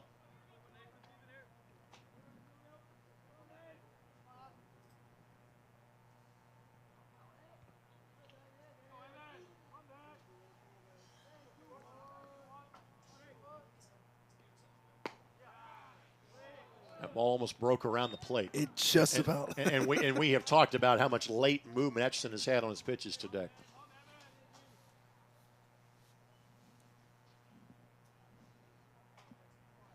Outfield straight away and shallow for the leadoff man. And that ball broke through the zone. He's got so much movement on everything he throws. Has to be a good pitch for Penarski to offer at it here.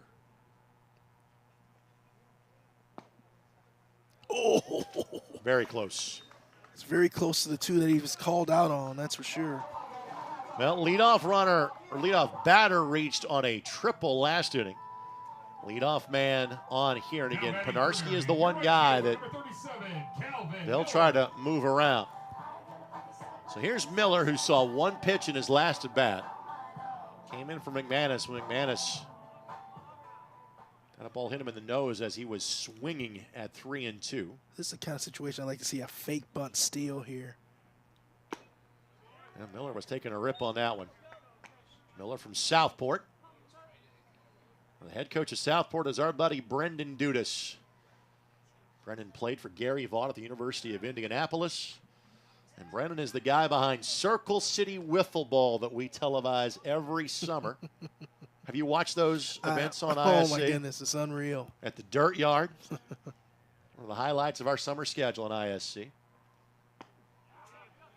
Miller waves at that one, too. Counted 0-2. I tell you what, if you're paying attention, if you just saw that swing by Miller, I would throw him another changeup because Etchison gets some tremendous movement on his changeup going away from that left-handed barrel. There is no way. If he starts that pitch down the middle of the plate, there's no way Miller will be able to lay off of it, and there's no way he's going to be able to hit it. So that's a really good option here if he wants to go to it. Miller's batting .281, but in 23 games, make it 24 now, has 29 strikeouts.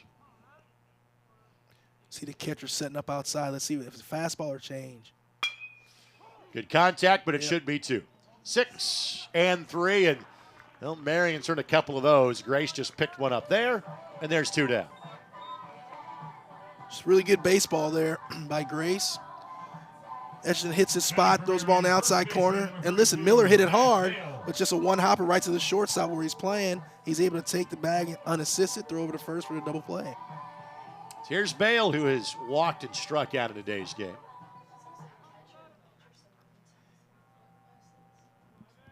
As the bell tolls for the bottom of the hour on campus. What was the big righty?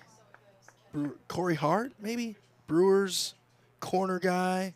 Well, Corey was a right fielder. Okay. From Bowling Green, Kentucky. Okay. I think Bale's got a little bit of that to him. In for a strike. There was another first baseman I know you're talking. I can picture him. Oh, my goodness. Now I got to think of his name.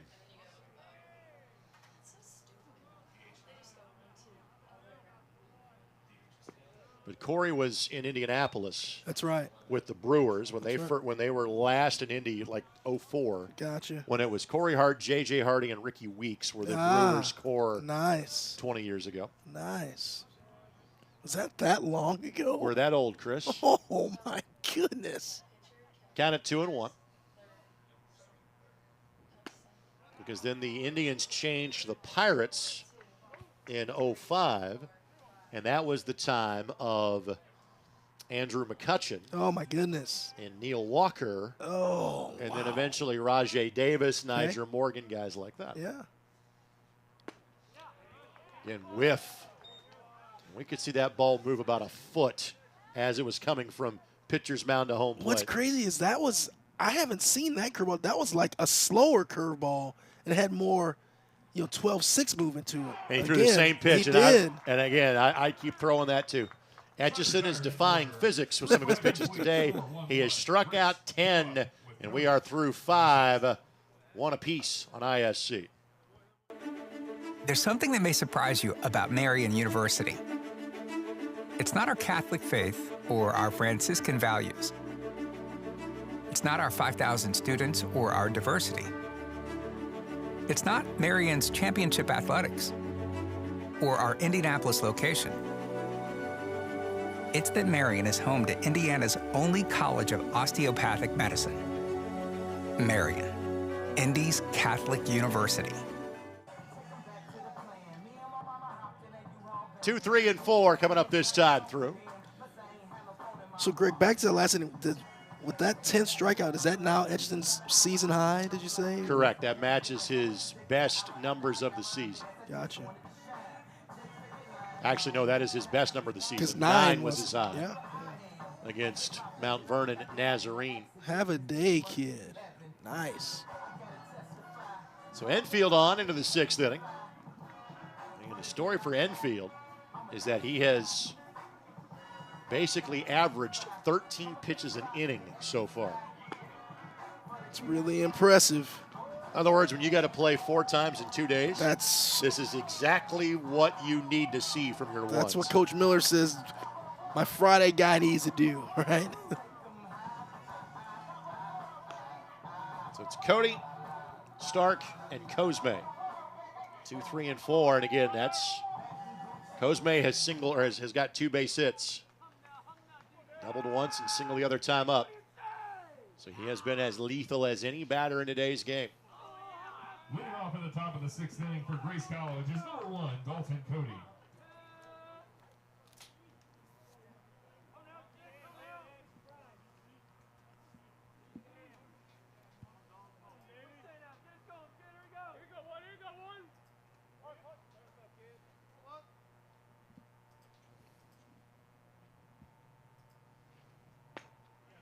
And misses 1-0 the count. Nice shoe game by Cody, playing in his Jordan 1 cleats.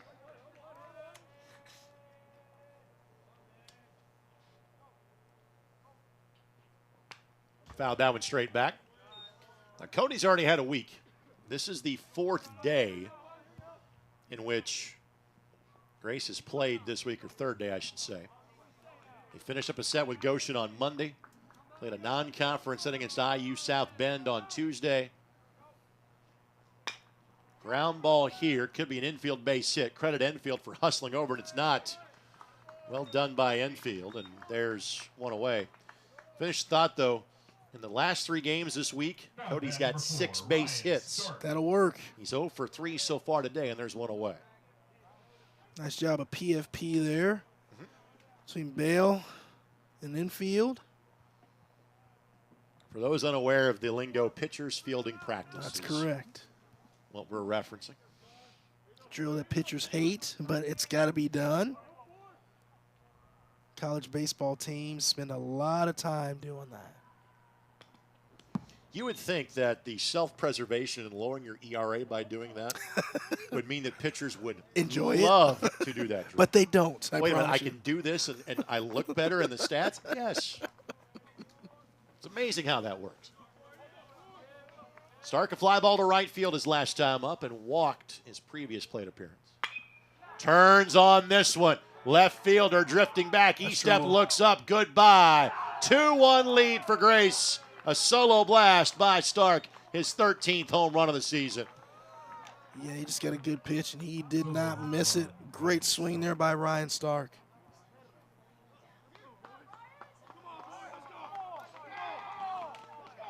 So make it 2-1.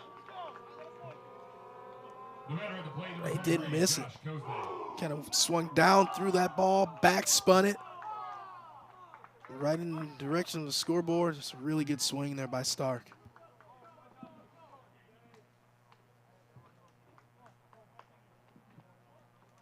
For Enfield, the 5th home run he has allowed this year. I love Enfield. Enfield's got some fire out there, man. I love it.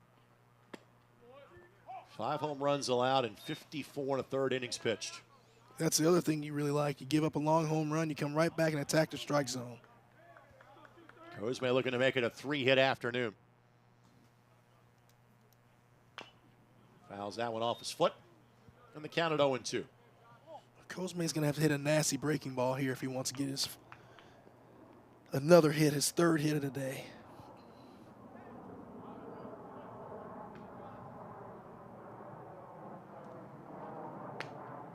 Woo. For Stark, that is his 13th home run, but it is his first in nearly a month. Wow. Last homered against St. Francis on March 22nd. That's really interesting that to have that many home runs and have that big of a drought in between. Stark had 2 home runs in 3 consecutive games. Oh, he's hitting them in bunches. Against Mount Vernon Nazarene. That's what he does. Cosme off the hands. Shortstop with the catcher running has time to get it. And there's 2 down. Yeah, let's reference Mr. Stark's series against Mount Vernon Nazarene, where he had 6 home runs, 15 runs batted in, and in 4 games had 11 base hits. Yikes. They have named the field after him. I was going to say that. On Wikipedia, he owns the field. That should garner you a Conference Player of the Week type award. So here's Ayala. That misses. Count at 1-0. Ayala has struck out twice in today's game. Good pitch. Yep.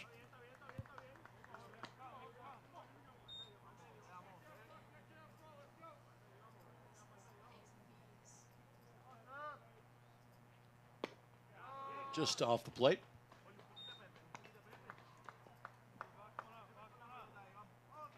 Count 2-1.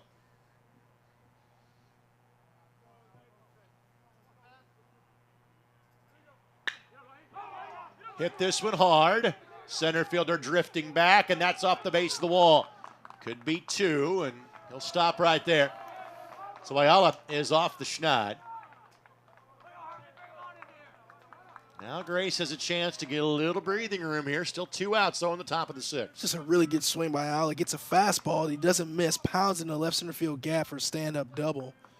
And like Greg said, 2 outs. Another one of these situations where you're trying to get an RBI hit with 2 outs. Here's Hartley that does have a base hit today. But again, if you're infield, you get it out here, no harm.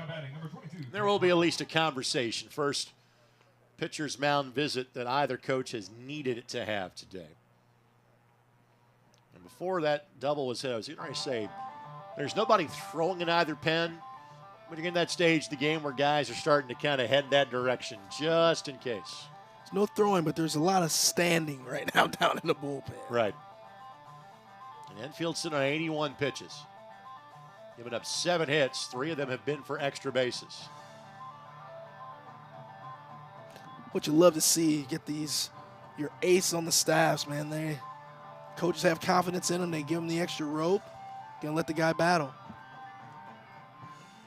Doing a tremendous game today.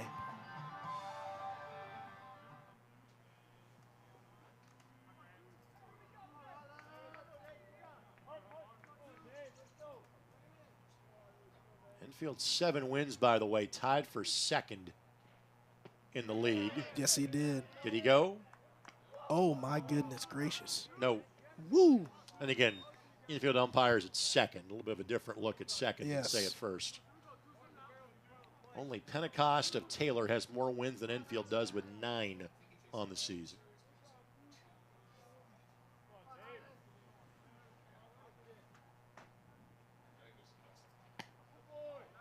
That time called strike. Yes. 1-1 the count. No assistance needed.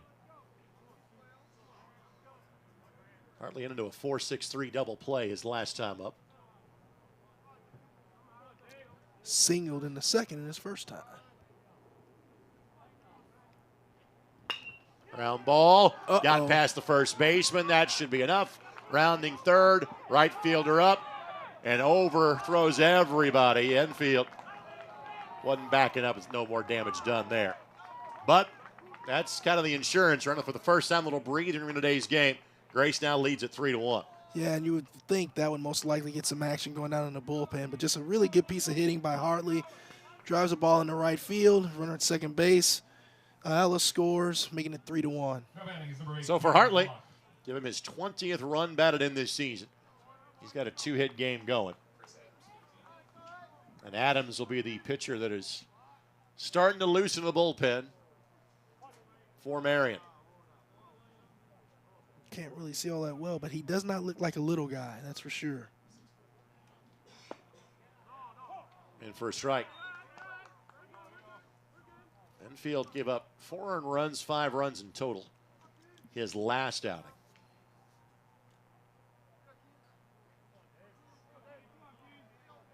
He could be in position to pick up the L today. This is inside. You know, if you're infield, you find a way to battle through, get this out here, and that's still a heck of a performance. I mean, kept your team in this game. It was just really pitched well today.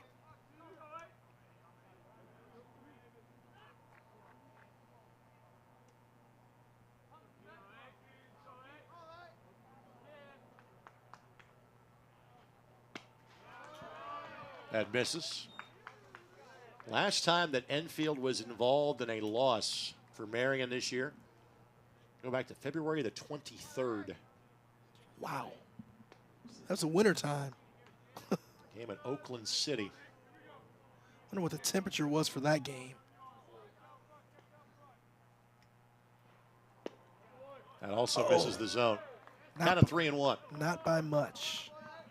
Enfield has not faced more than 5 batters in an inning until this inning. This is the 6th batter to the plate this time through.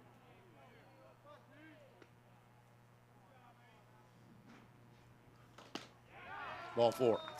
I think he's going to get at least one more batter because I'm not sure the reliever has thrown quite enough pitches to be ready yet. Unless you have some major stall tactics to get him out right now. Here's Joyce, who has hit it hard twice. One netted a single, the other was a one-hopper to Salazar at second. There is a pinch hitter that is on deck for Grace if it gets to him. Ball hopped past Lamb, and that's a free 90 feet. And things are starting to unravel for Enfield.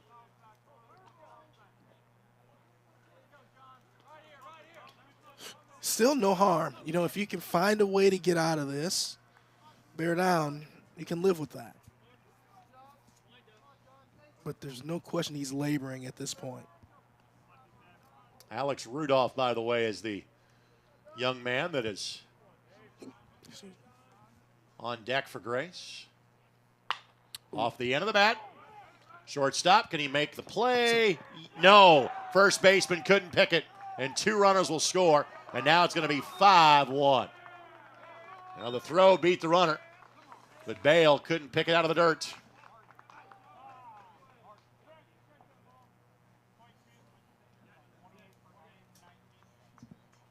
So Eli rounds that ball on a run through, throws it, and just couldn't pick the short hop there. That'll go down as an error. Now 5-1, and the task is getting tougher. Rudolph, a freshman from Westfield. And he is an alumnus of the Greater Lafayette World Series that we have seen him play before on the ISC Sports Network. Nice.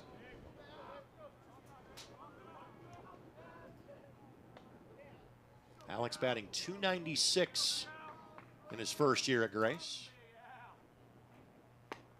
Waves at that one. Rudolph, no home runs and 6 runs batted in.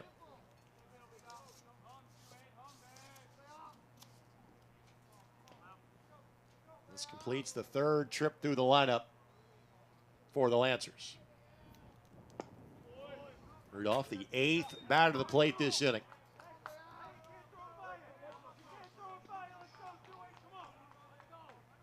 Sure, Alex has some friends and family here to watch him in action today.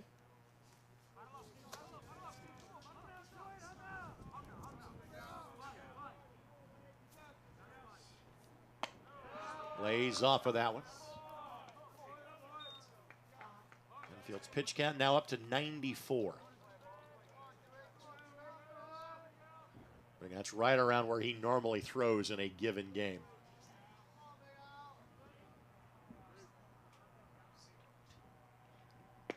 Ooh. Strike 3 called. Inning is over. But the damage most certainly done. A solo blast and then 3 more runs follow that. 5-1 Lancers through 5.5.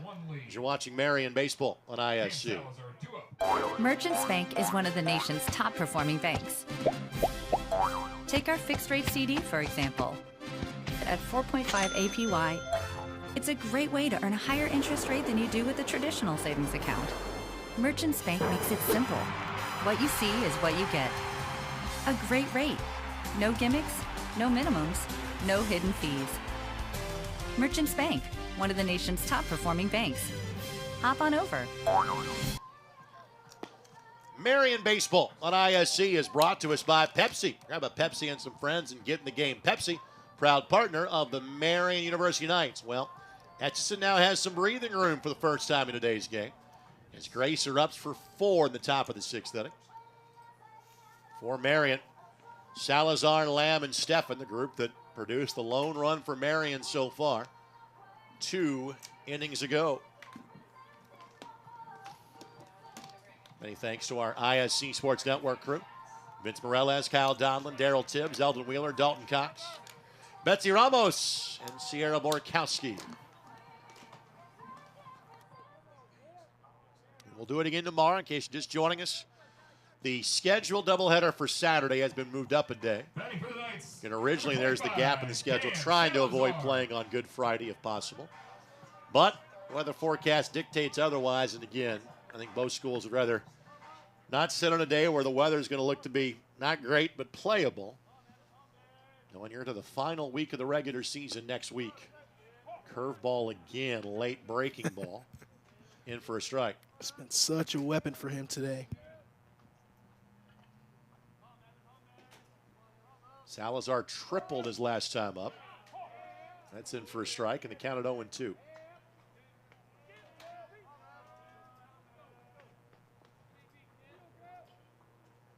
Ten strikeouts so far for Etchison.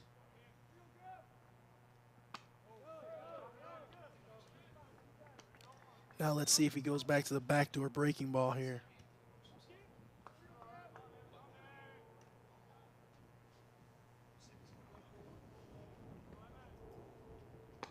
Ooh, good Tried pitch. it. Just missed off the plate. Good pitch. Tried to sneak a fastball by him. An activity in earnest now in the Marian bullpen. just starting to begin the process of loosening in the Grace bullpen. Salazar turns on this one. Center fielder backing up at the wall, and gone. And for a second consecutive swing, Salazar has all kinds of late carry on the ball. Plants it over the fence, and Marian just got one back.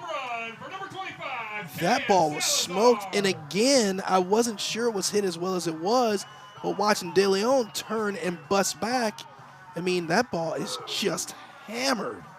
What a swing by Cameron Salazar. Good Lord. Salazar leaves the yard for the first time this year. And he has the two tougher legs of a cycle his last time up. Yes.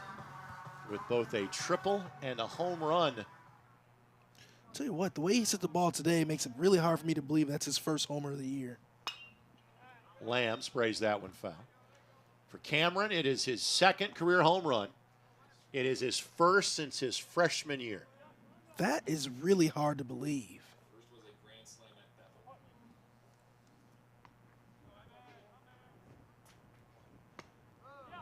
I mean, that is really hard to believe. I mean, he smoked 2 balls here today.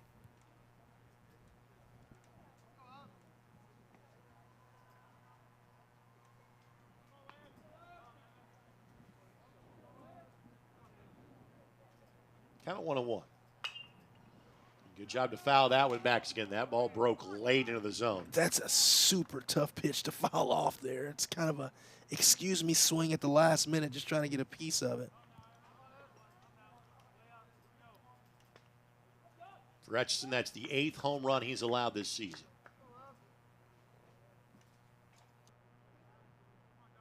That's the other thing. I think Etchison has pitched way better today than his numbers would indicate.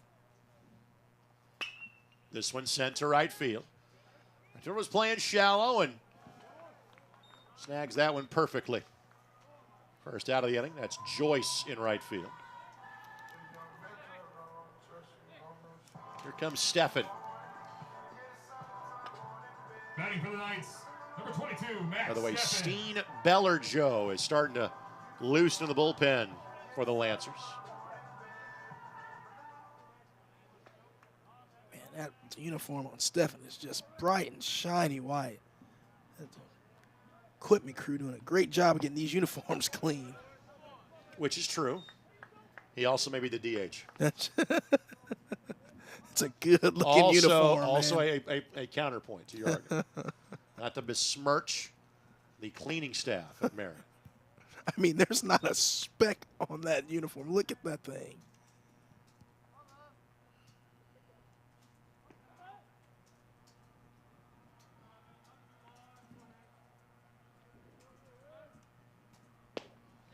Wow. Again, late decision to swing because he saw where the ball was going to be. If you don't get the bat off your shoulder, it's a strike regardless. That's right. Count at 1-2. Stephan single an RBI with Salazar at third his last time up. RBI for Stephan was his 5th of the season. Job there by Kosme keeping that ball in front. In the event there is a swing, you'd have a drop third strike in effect. Stephan's 3rd year on campus.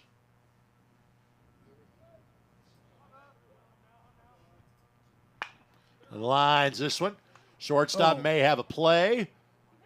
He's safe. Got him. Oh. Just beat him by a step. 2 down. Stephan didn't like this at all, and he should not have liked it at all. Yeah, I think we missed that one. But, hey, it happens. Now batting number 6, Dawson Eastep. There have been some neighborhood plays at first base today. Which is usually reserved for second base, not first. But to be fair, they have gone in both directions. True. Very true.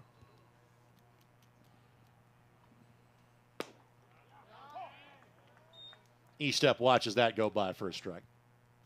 Yeah, and Dawson's a little upset, but to be honest, he's given him that all day. And Edgerton has nailed that pitch all day. You're 3 at bats in. You're That's going right. to get that. That's right. And I am a big believer in having a bigger strike zone, especially at this level, to keep pace of play of games moving. Agree. You get an aluminum bat, pitcher gets a bigger strike zone. It's a fair trade. To me, as long as you're consistent, right? Just if you're consistent, I can deal with almost anything. Count at 1-2. And he stepped a single between first and second his first time through.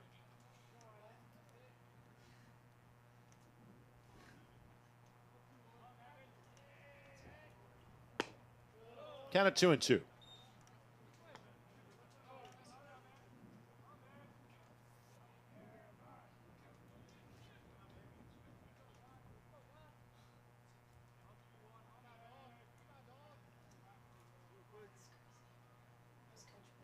And a swing and a miss. Etchison has a strikeout in every inning he has pitched today. Marian gets one back. They still trail by 3 with 3 innings to play in this first of 4 in 2 days. You're watching Marian baseball on ISC. We jumped in immediately. We take an intro to engineering course. And they sit there and tell you, we're not going to push you through every single prereq your first 2 years. We're going to let you get hands-on work with engineering right away because 2 years of a prereq, that's boring. There's companies always asking for students with shop experience. And the dean will email me and say, hey, they're looking for a guy just like you, which is awesome that the dean knows who a guy like me is. So Marian does go to the bullpen. They'll go to Chris Adams, who is the eater of innings in the bullpen for Marian. Junior from Avon High School. On the season, Adams, a .496 ERA. His 1-2 is his record. This is his 12th appearance, 3 as a starter, 9 out of the pen. He has thrown 32 2/3 innings. Does walk a few batters, but strikes out a lot. In 32 2/3, he has struck out 51 batters this year. Wow. And opposing batters are hitting .211 off of Adams this season. Just watching him throw his warm-up pitches, I can see how he can be kind of tough. He kind of hides that ball for a while. That ball hops up on you pretty quickly. Through an inning and 2/3 of scoreless relief against Bethel in his last appearance. That was last Friday.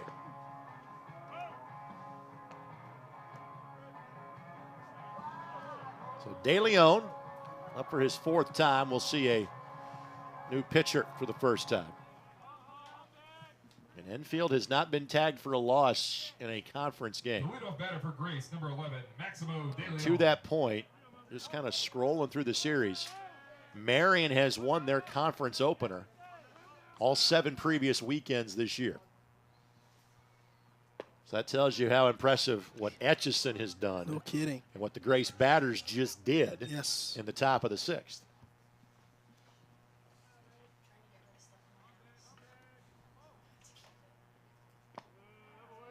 Yeah, this would not be a fun at bat for a right-handed hitter. Not at all. Adams got a big frame. He kind of, like I say, really closes off and hides the ball well, and it just kind of throws everything at you. De Leon jumps at that fastball that had a little live wire to it. This is Adams' 4th year on the team, but technically he's a redshirt junior. Yeah, that's no thanks. There's no chance I want to hit against this guy. Not a fun at bat. Last year, Adams led the team in innings and strikeouts. He was primarily a starter last season. Had 89 strikeouts a season ago. That slider, that was disgusting. I mean, De Leon was not even close to that.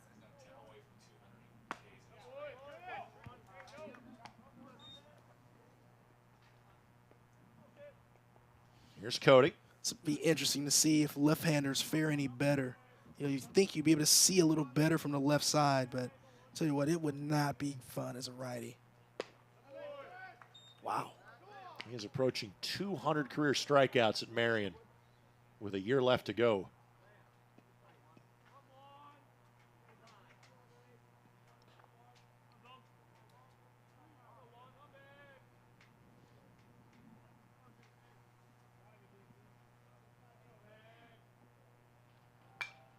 Contact made to stay alive. You know, I say it all the time anymore with the transfer portal and things.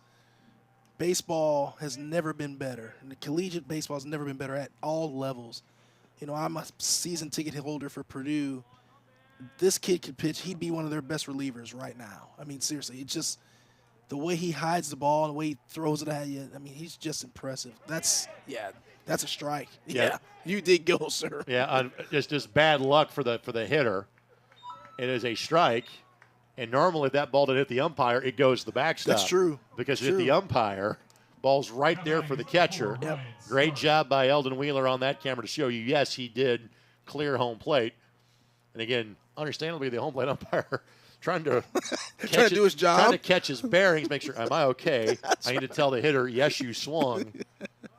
It's kind of an unfortunate break for Cody. And again, Stark and catcher Lamb both found to making sure the umpire's all right. And there's 2 down. Well, Stark's last swing deposited one across the street towards the PE Center. Good swing. And this one, right to east step. Same velocity, just not the same height. And Stark is retired on an impressive out to left field. It is stretch time on the west side of Indianapolis. Grace leads at 5-2 as we go to the bottom of the 7th inning. You're watching Marian Baseball on ISC. Hey, grab me one too.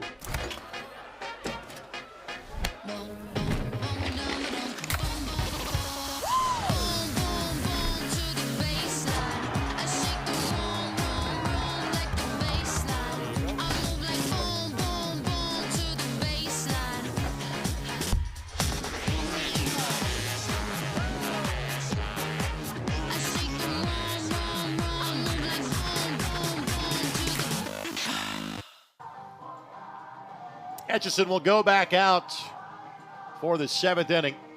And his longest outing of the season is 7 1/3. And then he has a 3-run lead. He's got plenty of rope to work with. There is some activity in the Grace bullpen, but again, nothing of the overactive nature. In other words, he's got a few batters to face here, even if things go a little haywire for Etchison. Etchison trying to pick up his 5th win of the season. And again, he has thrown today like the guy that is the career strikeouts leader at Grace, not the guy that has an ERA north of 8 well coming said. into today's game. Very well said, and I totally agree with that. He has put together 2 really good starts in a row. And he's trying to do something that no other team has done this year, and that is take the series opener against Marian in league play. Grace came in with 8 conference wins and 8th in the league standings. But folks, that's baseball. It truly is. The Chicago White Sox were god-awful last year. Still had some wins against good teams. You know, it happens. They're god-awful this year, and I think they just beat the Red Sox 2 out of 3. Corona watches that go by. I have forgot your proclivities as a South Sider of Chicago. It's weird. I am a South Sider of Chicago, but I am a diehard Cubs fan. I was born and raised a Cubs fan. My dad actually hated the American League, and so he almost wouldn't even let me watch American League games, and so that's how I became a Cubs fan. Count of 2-0. But I will say I enjoy going over to, what is it now, Rate Field. It was guaranteed rate. I think it's Rate Field now. I love the place because the food is tremendous there. I refer to it as name your own section field. Tickets are readily available. They are. They have a deal going on right now where you can spend like $130 and you can go to like any game in like April and May or something like that. It's crazy. I think for enough money, they put you on the roster at this point, Chris. Count of 3-1. Corona, one of 2 players that has not struck out today against Etchison. Corona has not been retired. He has walked and singled. That's a really good day for Corona because Etchison has been really good. sprayed foul. Actually, I'll be watching a few more White Sox games when they call a certain player up that you and I had the pleasure of seeing in the state finals multiple times. I'm guessing you're speaking of the shortstop, Colson Montgomery. And his younger sister appeared in ISC this weekend playing in the HBCA All-Star game. Awesome. His two younger sisters both now play college basketball at Kentucky Wesleyan. And Corona draws a walk, and Etchison very demonstrative about dirt in that curveball to walk the leadoff batter. That was as demonstrative, I think, as I've ever seen a pitcher that's thrown as well as he's thrown today. Yeah. Right? Number 4, Eli Kelly. And again, I think action's about to pick up. I think you're right. I think he may be realizing that he's got a couple of more batters in him at this juncture. Well, he's had Kelly's number today. Let's see if Eli can turn around, but I think you're right. He may see a bunt here. Third baseman's about 5 steps in. He thinks a bunt's going down. Wire thinks so. Kelly has struck out twice. Kelly was swinging away, and Wire may be reevaluating his life choices, with that being the case. Yes, sir. And Mason, I was right there with you. Chris responds as I give a hand signal that nobody on TV can see. I immediately start showing the bunt. Chris is like, yep, you're right. And Mace was thinking the same thing, and Eli took his biggest swing of the day. Yes, he did. Now tries to put down the bunt. They're going to call that a ball and say that Kelly is able to pull the bat back.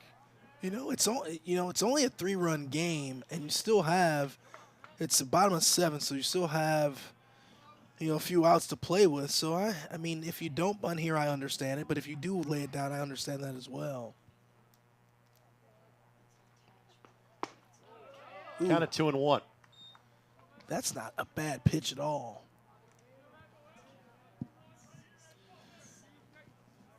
It's a big pitch here. Don't want to go 3-1 in this situation. Quick toss back. Corona has 2 stolen bases this season. It is the 4th consecutive inning in which Marian has gotten the leadoff runner aboard.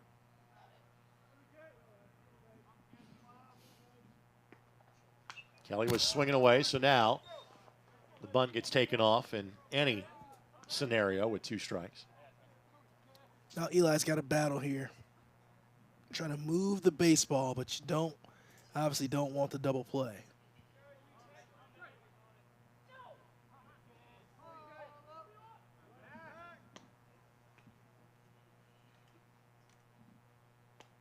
Hutchison now 120 pitches. Wow.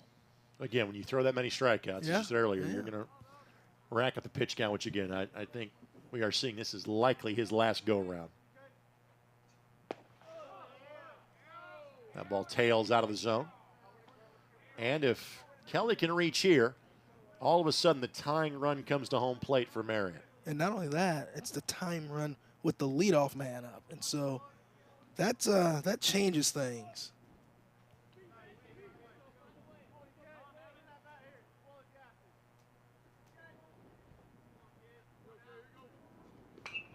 Kelly fouls that one away on the off-speed pitch. It's a good job by Eli staying on that breaking ball, fighting it off.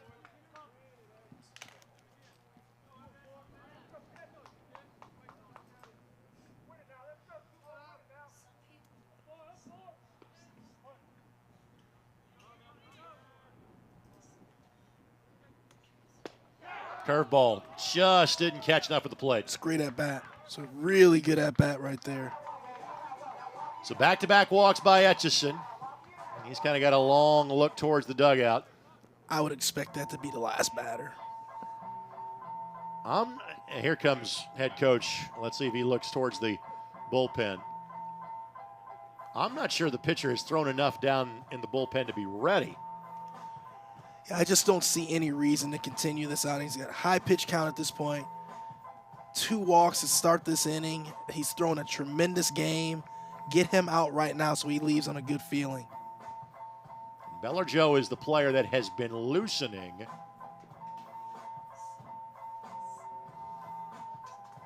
Again, he's been kind of off and on throwing the last couple of innings, and I'm not sure if he is. I agree with you on how Etchison's been pitching. I'm just not sure the next guy's ready yet. No, I got you. have the lengthy conversation that is going on here. Yeah, that may have been the time to have your catcher go out, have a conversation. Then the umpire come get the catcher out of there, and then the coach come out and take his time. They're leaving him. Yeah, Ryan Roth is the head coach. 7th year as the head coach of the Lancers. I would say this may be the last batter, and again, it is leadoff hitter, but Penarski has been much more of a kind of contact. And again, I could see Penarski being asked to bunt, to put a bunt down Absolutely. here. I most certainly would here, because now if you get 2 guys in scoring position, I get 1 hit. It's a 5-4 ball game. And you've also got kind of a bigger bat than normal at second because of Miller being in there because of the injury to McManus earlier. That's right. Wheel play in play here, and by the time that ball got to home plate, Wire could hear the innermost thoughts of Penarski. Cody was on a full sprint to third. Yeah, that's just never a fun position, especially in this situation in the game. What's your boy play? Oh, my goodness. Uh-huh. Oh, my goodness. Counted 0-2, and again with 2 strikes, you would assume the bunt now gets taken off. And Wire retreats back to the third base bag.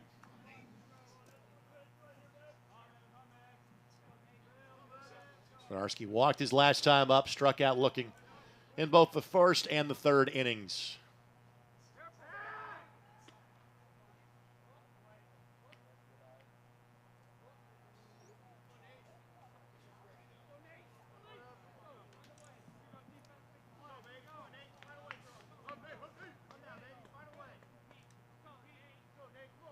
Miller Joe has stopped throwing in the bullpen. He appears to be ready. Penarski lifts this one into foul territory. Count remains 0-2.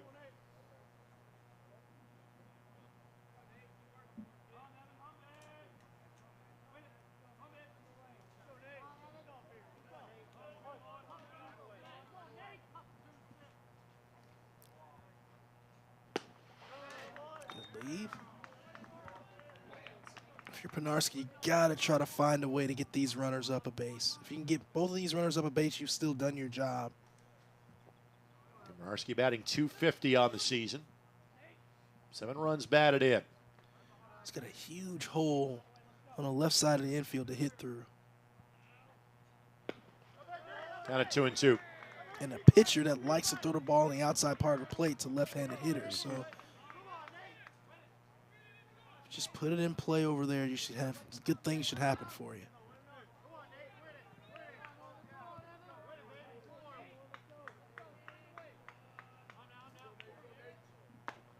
Curveball. Wow. I think a little high. I am really surprised at how close Mason Wire's playing to the line right now. It's almost like he's in no doubles defense. I mean, that's just too big of a hole for that 5-6 hole right now. This one lifted, and again we'll have some carry. That's hit well. Center fielder drifting back. Able to make the catch. Oh, you got a tag on that. And Corona did not. You got a tag on that. No advance. So the situation goes like this. Okay, with no outs in that situation, when you see the outfielder tracking back like that, you have to get back. You initially get off the base, but with no outs, you get back to the base and you tag because you want to get to third with 1 out, right? But if there's 1 out, you can get off the base some, and then you're not necessarily have to tag because you're already in scoring position. And that will be it for Etchison. So he will go 6 1/3, double-digit strikeouts, and he is in line for his 5th win of the season. They will hand the ball to Steen Bellerjoe. We'll take a quick timeout. We'll come back and tell you about the new pitcher for Grace when we come back to Marian. Lancers lead at 5-2, home half of the 7th on ISC. Merchants Bank is one of the nation's top performing banks. Take our fixed rate CD, for example. At 4.5 APY, it's a great way to earn a higher interest rate than you do with a traditional savings account. Merchants Bank makes it simple. What you see is what you get. A great rate. No gimmicks, no minimums, no hidden fees. Merchants Bank, one of the nation's top performing banks. Hop on over. Steen Bellerjoe is your pitcher. Sophomore from Loxley, Alabama. He has thrown 6 times so far this season. Did throw early this week against Goshen on Monday. He has thrown a total of 9 1/3 innings, does have 1 save this year. 9 hits, 7 runs all earned, walked 9, struck out 9. Opposing batters batting .273 against Bellerjoe this year. This is his 3rd appearance in the last 7 days, and they've both been good. 2 innings, 1 run, no hits, 1 strikeout against Huntington. That was on Saturday. But on Monday, 2/3 scoreless and a strikeout against Goshen. So, Greg, I want to go back to that base running play there by Hector Corona. So, again, in that situation, and you have to know, again, we talk about how much downtime there is in baseball. So you're always thinking about the situation. So when you're the runner at second base in that situation, you know with no outs, when you have that kind of fly ball hit, as soon as the ball hit, you get a couple steps off the base, and then you see the center fielder tracking back with his numbers to you. Now you can start creeping back to the base because you're going to tag in that situation. You want to advance to third base in that situation, and then you get to third base with 1 out. Now we can score you on a sac fly, on anything, right? But if there's 1 out, you kind of get off, you get halfway, and if they catch it, you just get back, you don't tag. It's okay if you don't advance. But in that situation with no outs, you absolutely have to advance to third base there. Here's Calvin Miller.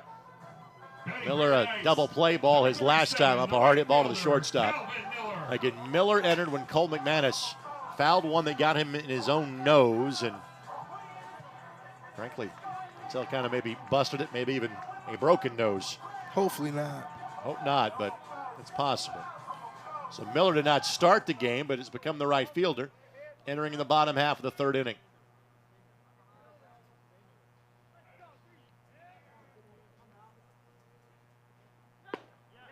Curveball in for a strike.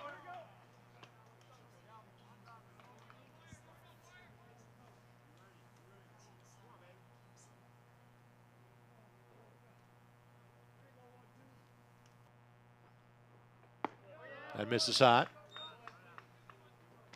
Miller enters with a 6-game hitting streak going. Went 3 for 5 against IU Kokomo.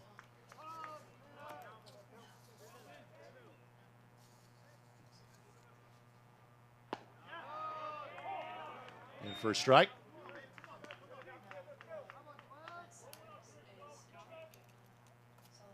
Miller played against Middle Georgia State in the season opening weekend. Didn't play again until St. Francis on March 2nd. Now when fouled our direction.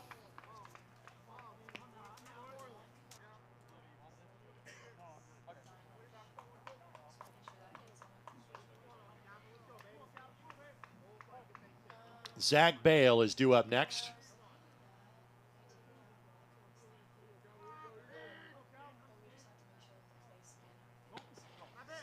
Down at 2-2. Big pitch in this at bat right here. And Miller has 4 home runs this season. 13 runs batted in. Playing in about half the games this year for Marian. Man, Mason Wire is really on the line at third base. Just not sure why. Fouls it straight back.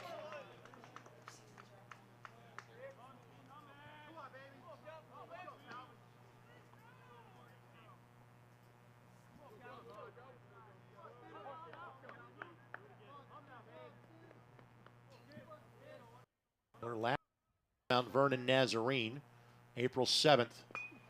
Oh, my goodness. Excuse me, swing. And I believe that was off a ball that bounced. Yeah. He tried to check his swing. And yeah. But hit. Almost hit it in fair territory. No further activity in the Grace bullpen. There is a full-on convention in the Marian bullpen, but nobody is throwing right now. But the size of my high school graduating class is currently in the Marian bullpen. I went to a small high school. Small town there, buddy. Yeah, absolutely. Count at 2-2. Swing and a miss. What a great pitch. What a great pitch. Inside, hard inside fastball. Just ties him up. Well, meet the new boss, same as the old boss after Etchison struck out batters in every inning until the 7th. Second time that Miller has been struck out. So here is Zach Bale.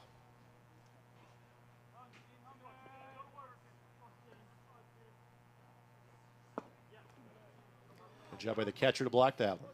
You know, the other thing that not the best base running play causes is you could have been in a first and third situation with Miller up, and then you can maybe steal the trail runner. You can do some things there, but because Hector Corona doesn't advance on that fly ball to deep center field, it just really puts you in a tough situation.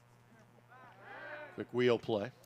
Now, you referenced the size of Zach Bale. Okay. You referenced maybe a former Indianapolis Indian who he kind of reminded you of. Mm-hmm.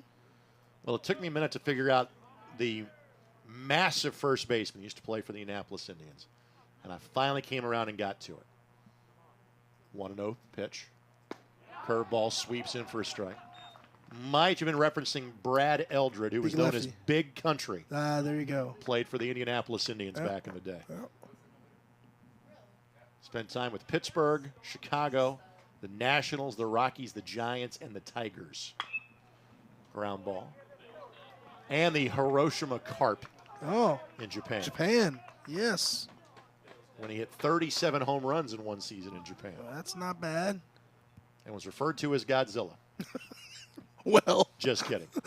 That was what Cecil Fielder was jokingly called when he played in Japan.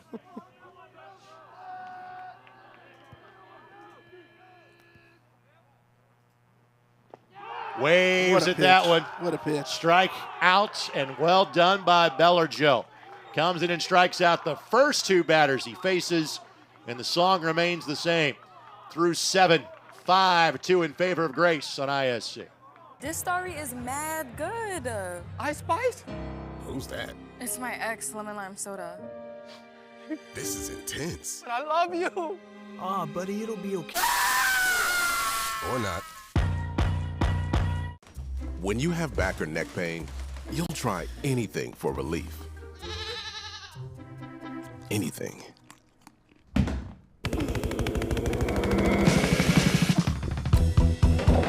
Whoa! Honey? Honey, it was mustard seed. For real options, get your back in front of the spine experts at Ortho Indy. Ortho Indy Spine. This is your way back. So Adams on for his second inning of work. Let's thank our friends at Indiana Members Credit Union. Proud to support Marian University. Offers a free Marian University Knights debit card. The card is included when you open a free IMCU checking account. Get your Marian University Knights debit card today and show your support.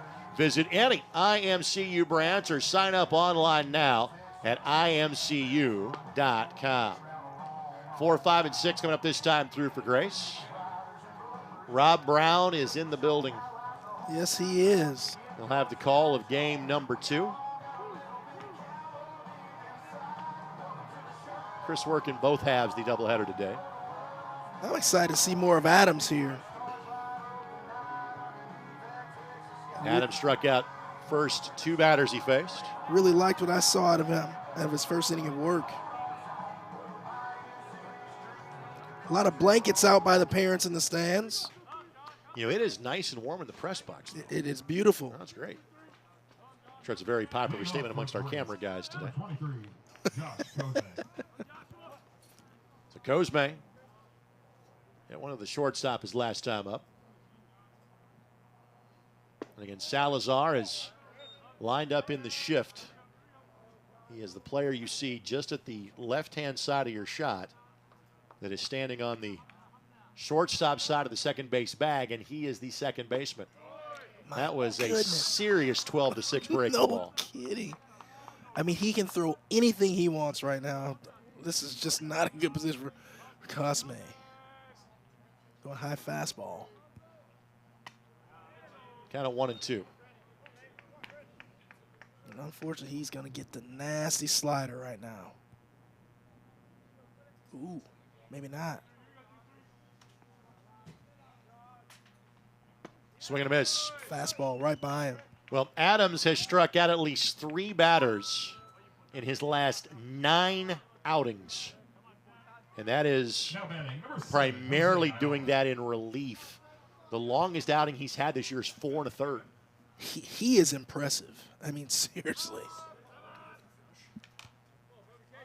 So here's Ayala. Kind of got the rally restarted for Grace in the top of the 6th. Sky high pop up. Ayala would be the 3rd run to score on the Hartley single to right. He was the first batter to get a hit after Stark homered to put Grace back in front 2-1. And that one ricochets off the catcher on the foul ball, counted 0-2. So Adams is a redshirt junior. He's got 1 more year left. Out of Avon. Correct. You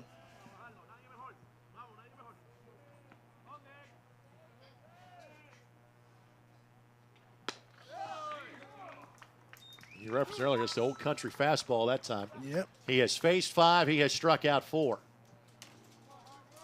And we have seen some good pitching in today's game. Yes, we really have. Frankly, that would indicate. Totally agree.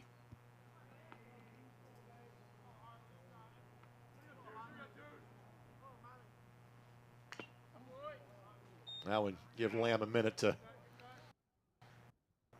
make sure that one clipped him. So that's a patent I need to work on.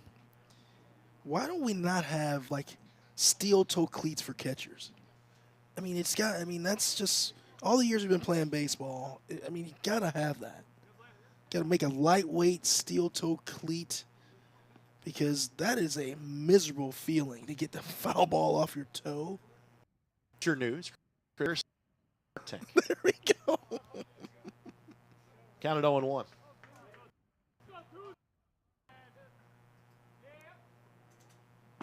Swing and a miss. Hartley's 2 for 3 of the runs scored and an RBI. He's had an excellent day. Folks, I'm going to say it again. This young reliever here can pitch anywhere. I mean, his stuff is impressive. And he hides the ball so well that it just, again, for a righty, you couldn't pay me to hit against. I mean, it's super nasty. But the lefties see him a little better, but they don't fare any better against him. Sky high pop up. That's way up there. That's Corona that's waiting for it to eventually come back to earth. It does. And Adams has faced 6 and retired 6. But the Knights have 6 outs to pick up 3 runs. They'll lose it in terms of their series for the first time this year. The Drug Race 5-2 on ISC. There's something that may surprise you about Marian University. It's not our Catholic faith or our Franciscan values. It's not our 5,000 students or our diversity. It's not Marian's championship athletics or our Indianapolis location. It's that Marian is home to Indiana's only college of osteopathic medicine. Marian, Indy's Catholic University. Look inside the Marian dugout. Feller Joe is on now for his first full inning of work. Struck out the first 2 batters he faced in relief of Etchison. His 5th win of the season. Salazar, who has combined feet in his last 2 swings. Yes, he has. Only problem is he has done that in leading off the 4th and the 6th, and is going to do it here and again in the 8th. And that home run, his first in 3 years, since hitting a grand slam as a freshman against Bethel in 22. Leading off for your Knights, number 25, Cam Salazar. And it's Lamb and Steffen.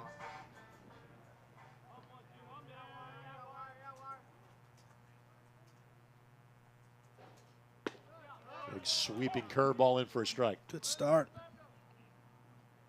The other thing I like what Salazar's done so far, he stayed in the middle of the field. There are so many hits available to you in the middle of the baseball field. Count it 1-1. Activity beginning again in the Grace bullpen. And Adams has been dynamite. He'll get the ball again in the 9th inning.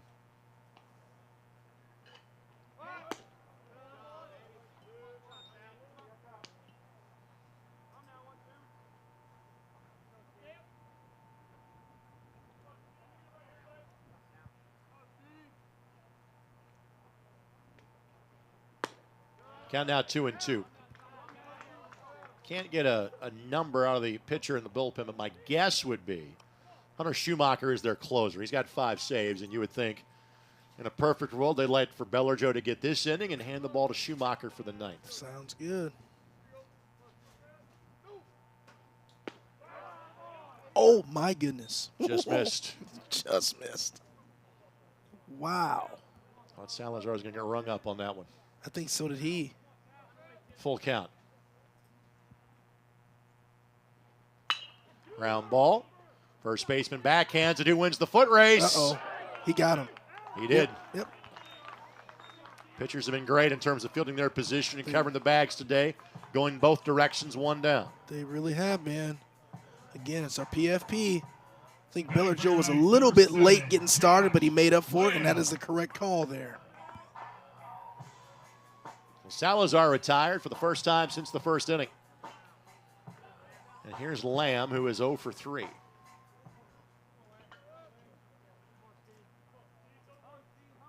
Lamb came in batting .267. Below the knees. It's a good job by Cosme there framing that.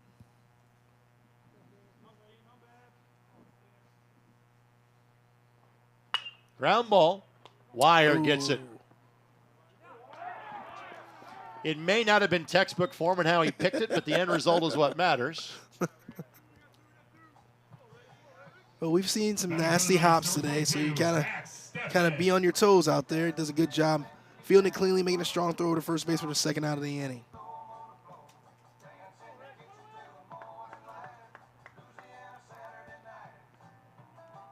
Now, being from the Chicago area, were you a big fan of the band Chicago growing up? Didn't know what it was, Greg. So if I reference the song Look Away, you would not know the reference I'm making. Correct. That would accurately describe how Wire fielded that ball at third base. Not looking at it, but he got it. It's Peter Cetera. Look, it's really good. Gotcha. Yeah. Count now at 0-2.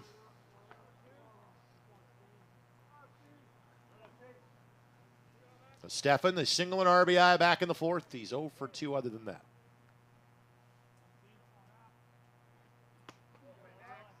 Count at 1-2. Graduate of Moeller High School in Cincinnati. They've produced just a couple of ball players over the years. Just a few decent ones. Yeah, not bad. And apparently a really good photographer as well. No kidding. The shot of the Masters, right? This one sprayed to left field. And for those that don't know, Ken Griffey Jr. is an alumnus of Moeller High School. Ken Griffey Jr. was a credentialed photographer at the Masters and has one of the great victory celebration shots of Rory McIlroy on the playoff at Augusta National on Sunday. Up the middle, that'll be a base hit. So Stefan has a 2-hit afternoon. And that is the first hit that either reliever has given up since entering. No kidding. And not to mention, but to close it out, Ken Griffey Jr. was also a fairly decent baseball player. Not bad. And if you're a tortured Reds fan, so am I, as I am. It's not lost on me. It's pointed on social media. The Reds are paying the photographer who took that picture nearly $4 million this year. There's no way. Are you serious? Because he is still getting deferred money from the Cincinnati Reds. Oh, my goodness. Yeah. Oh, my goodness. He's on a Bobby Bonilla plan or what? It's not Bobby Bonilla day. It's actually more than Bobby wins. Yeah, no kidding. Yeah. 0-1 the count. I had the pleasure of calling a game involving Bobby's son in the Division II World Series, either in 2012 or 2013. His son played at Grand Canyon University, which is now Division I. Wow. Out in Arizona. That's a swing and a miss by Estep, counted 0-2. Well, I'll tell you what, that was one of my favorite outfields. Bobby Bonilla, Barry Bonds, and Andy Van Slyke. Still couldn't beat the Reds in 90. Oh, get out. Best throw belonged to Paul O'Neill that year. Got Bobby Bonilla at third base. The hothead, Paul O'Neill. Ground ball and easy play for Stark, and the inning is over. We go to the top of the ninth. It's insurance run time for the Lancers, trying to claim this series opener in Indy. Lead at 5-2 on ISC. We jumped in immediately. We take a intro to engineering course. And they sit there and tell you, we're not going to push you through every single prereq your first 2 years. We're going to let you get hands-on work with engineering right away, because 2 years of a prereq, that's boring. There's companies always asking for students with shop experience. And the dean will email me and say, hey, they're looking for a guy just like you, which is awesome that the dean knows who a guy like me is. Adams on for a third inning of work for Marian. Let's reference our buddies, Tom O'Brien. Chrysler, Jeep, Dodge, Ram. If saving money is important to you, then visit Tom O'Brien. Chrysler, Jeep, Dodge, Ram. Proud sponsor of Marian. Tom O'Brien is Indy's preferred Jeep dealer. 2 locations, biggest Jeep inventory in Indiana. To show our support, Tom O'Brien will donate $200 to Marian for every car any student, parent, employer, friend of Marian buys, and you mentioned this promo. Go Knights, go to Tom O'Brien and see how our family works for you since 1933. It's a good read there, sir. Thank you. It's what I do well. I have been told I could read the phone book and make it interesting. Now, for those of you under the age of 35, a phone book is something that we used to get that would tell us how to call other people. Used to be really thick in these parts, pretty small these days. That's right. Yeah. So 7, 8, 9 to up this time through for Grace. LeBlanc, Joyce, and Wire. And again, Adams has been lights out. You know, Greg, I bet the young lady sitting next to you's probably never seen a phone book. Nope. She's like, I heard my parents and grandparents talk about it, but I don't know what you're referencing. I think they're called doorstops. That's right. I think. Correct. So hop to home plate.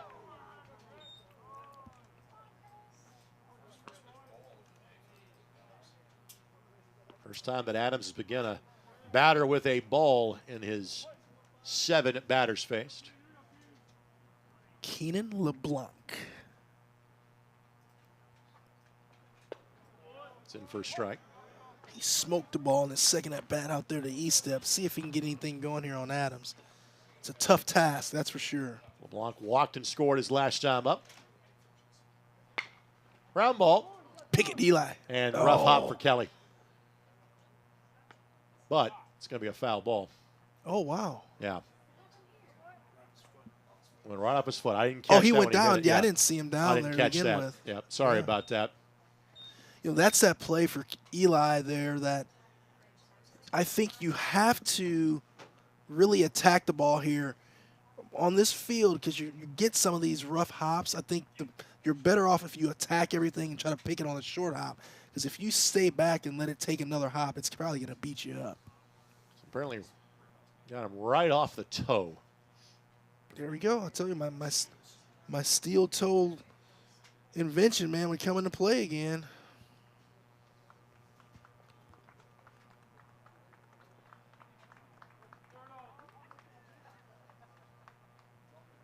Is he leaving the game? Well, they're going to call him out. Wait a second. Yeah, maybe he just turned his ankle. Oh, on the out. swing. Yeah. Yeah. I assumed it was a foul ball, but yes, he just turned his ankle. So it is an out. So 6-3. Correct. So, yeah, so no contact deemed, just that he rolled his ankle on the swing.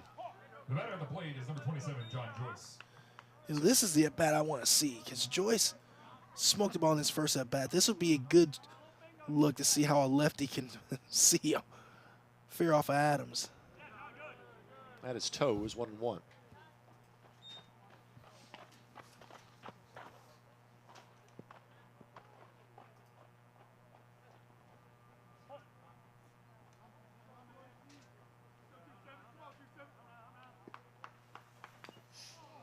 And that one got our home plate umpire. My goodness. It's been our second time he's been clipped today. Where did that get him? See the training staff come out again. Uh-oh.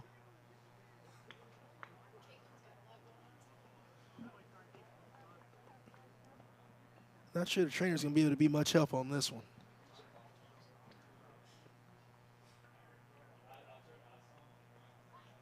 Yikey, yikey. Yeah, that's not a good area.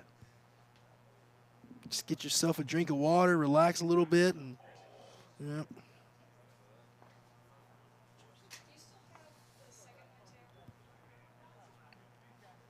So the battle resumed for Joyce. Catcher and umpire always take care of each other. So Lamb walked out to the pitcher and where the umpire was ready to start the slow walk back behind home plate. Having a little joke and laugh about it now. Laughing's better than crying about it, right?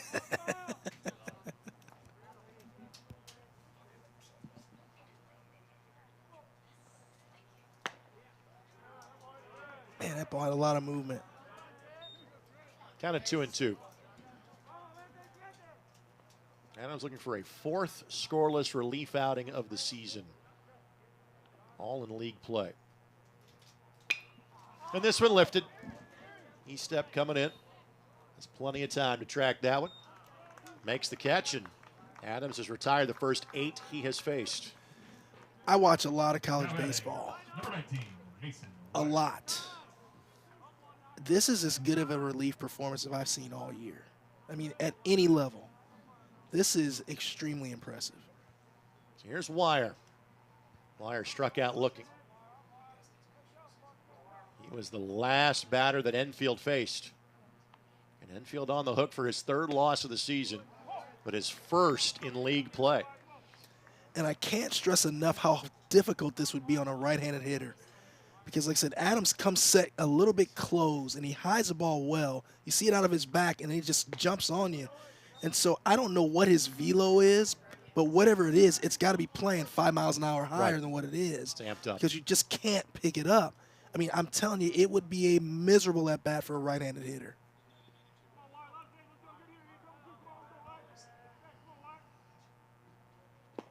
My goodness. Good afternoon, good evening, and good night. My goodness. Wire tagged out to make the out official. That is the 5th strikeout in 9 batters faced for Adams. But it may come in a losing effort for the Knights. Knights trail by 3 going to the bottom of the 9th on ISC. Hey, grab me one too.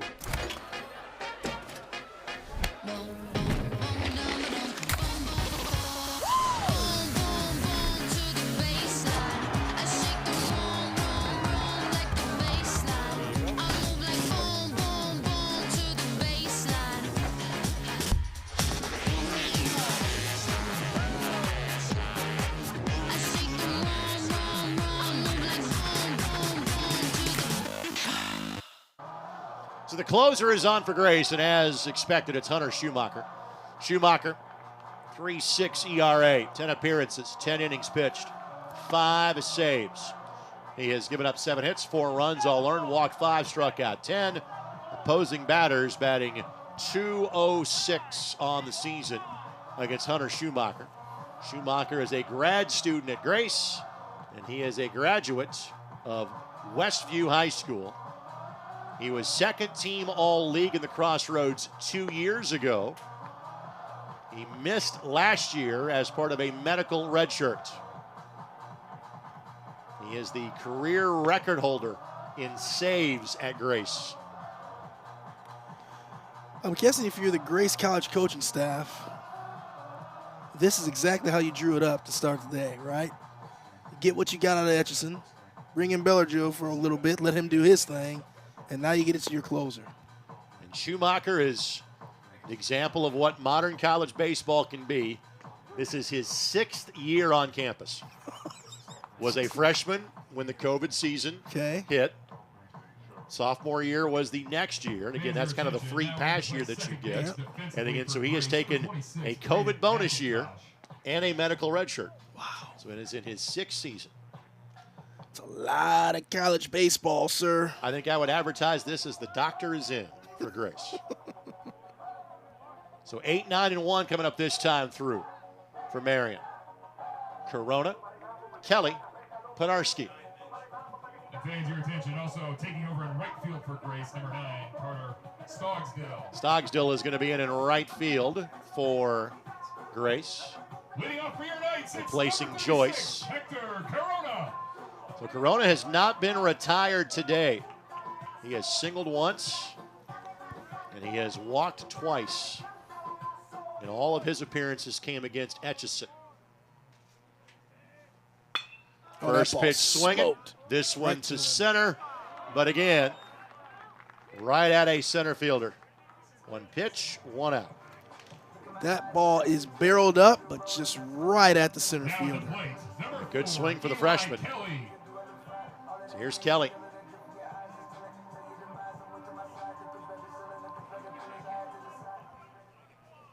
Kelly walked his last time up and struck out the 2 previous plate appearances. 4th trip through the Marian lineup.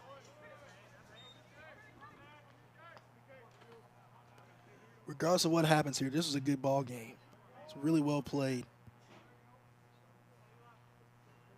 Schumacher last appeared last Friday against Huntington. Good pitch. It's in there for a strike. Hunter gave up a run against Huntington last week. First run he had allowed in a month. He has thrown scoreless appearances 7 of the 10 times he has appeared for Grace this season. And he finds himself on the plus side of a 1-2 count.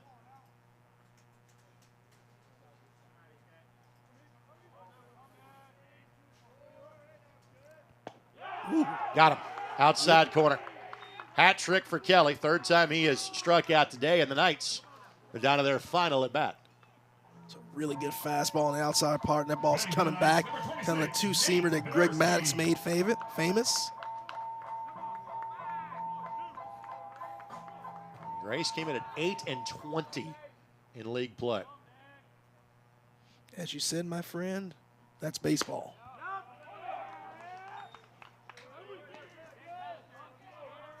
They won the opener against Huntington last week 2-1, then lost the next 3 games in that series. Penarski chases, and this one is starting to be written in pen and not pencil. That was straight gas there. I think you should not go away from that. I've tried to throw that fastball right by Penarski again. And they do. Exactly what he tried, but he pops that one up. Didn't give us about 25 minutes between games to get us to game number 2. That'll be a 7-inning game. Rob Brown will be in. The broadcast will be better. I think we're going to get some light action for that second game. Lifted. It's going to be trouble. Just might drop. Yep. Little flare to shallow center. And the next batter up will be Miller. Tying run is on deck now for Marian. Yeah, Penarski just does a good job. He gets a fastball, hard fastball, a little bit up. He just fights it off the handle there, get himself a knock here in the center field. Here's Miller. He was 0 for 3 with 2 strikeouts.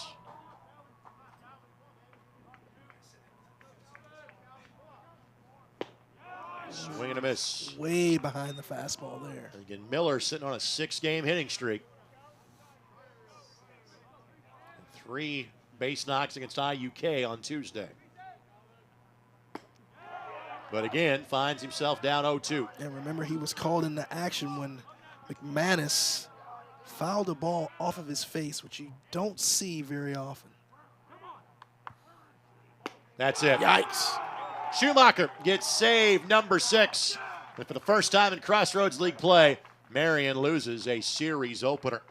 Final score in this one, 5-2 in favor of Grace. Chris, final thoughts on this one? Really impressed by the pitching we saw today. Really well played baseball game, a lot of fun. So, again, it's about 25 minutes or so let's say 5:15 for the next one. Etchison gets the win, Enfield gets the loss, Schumacher gets the save, Salazar a home run for Marian. Stark gets that honor for Grace. Talk to you in 25. Thanks for joining us for Marian Baseball on ISC.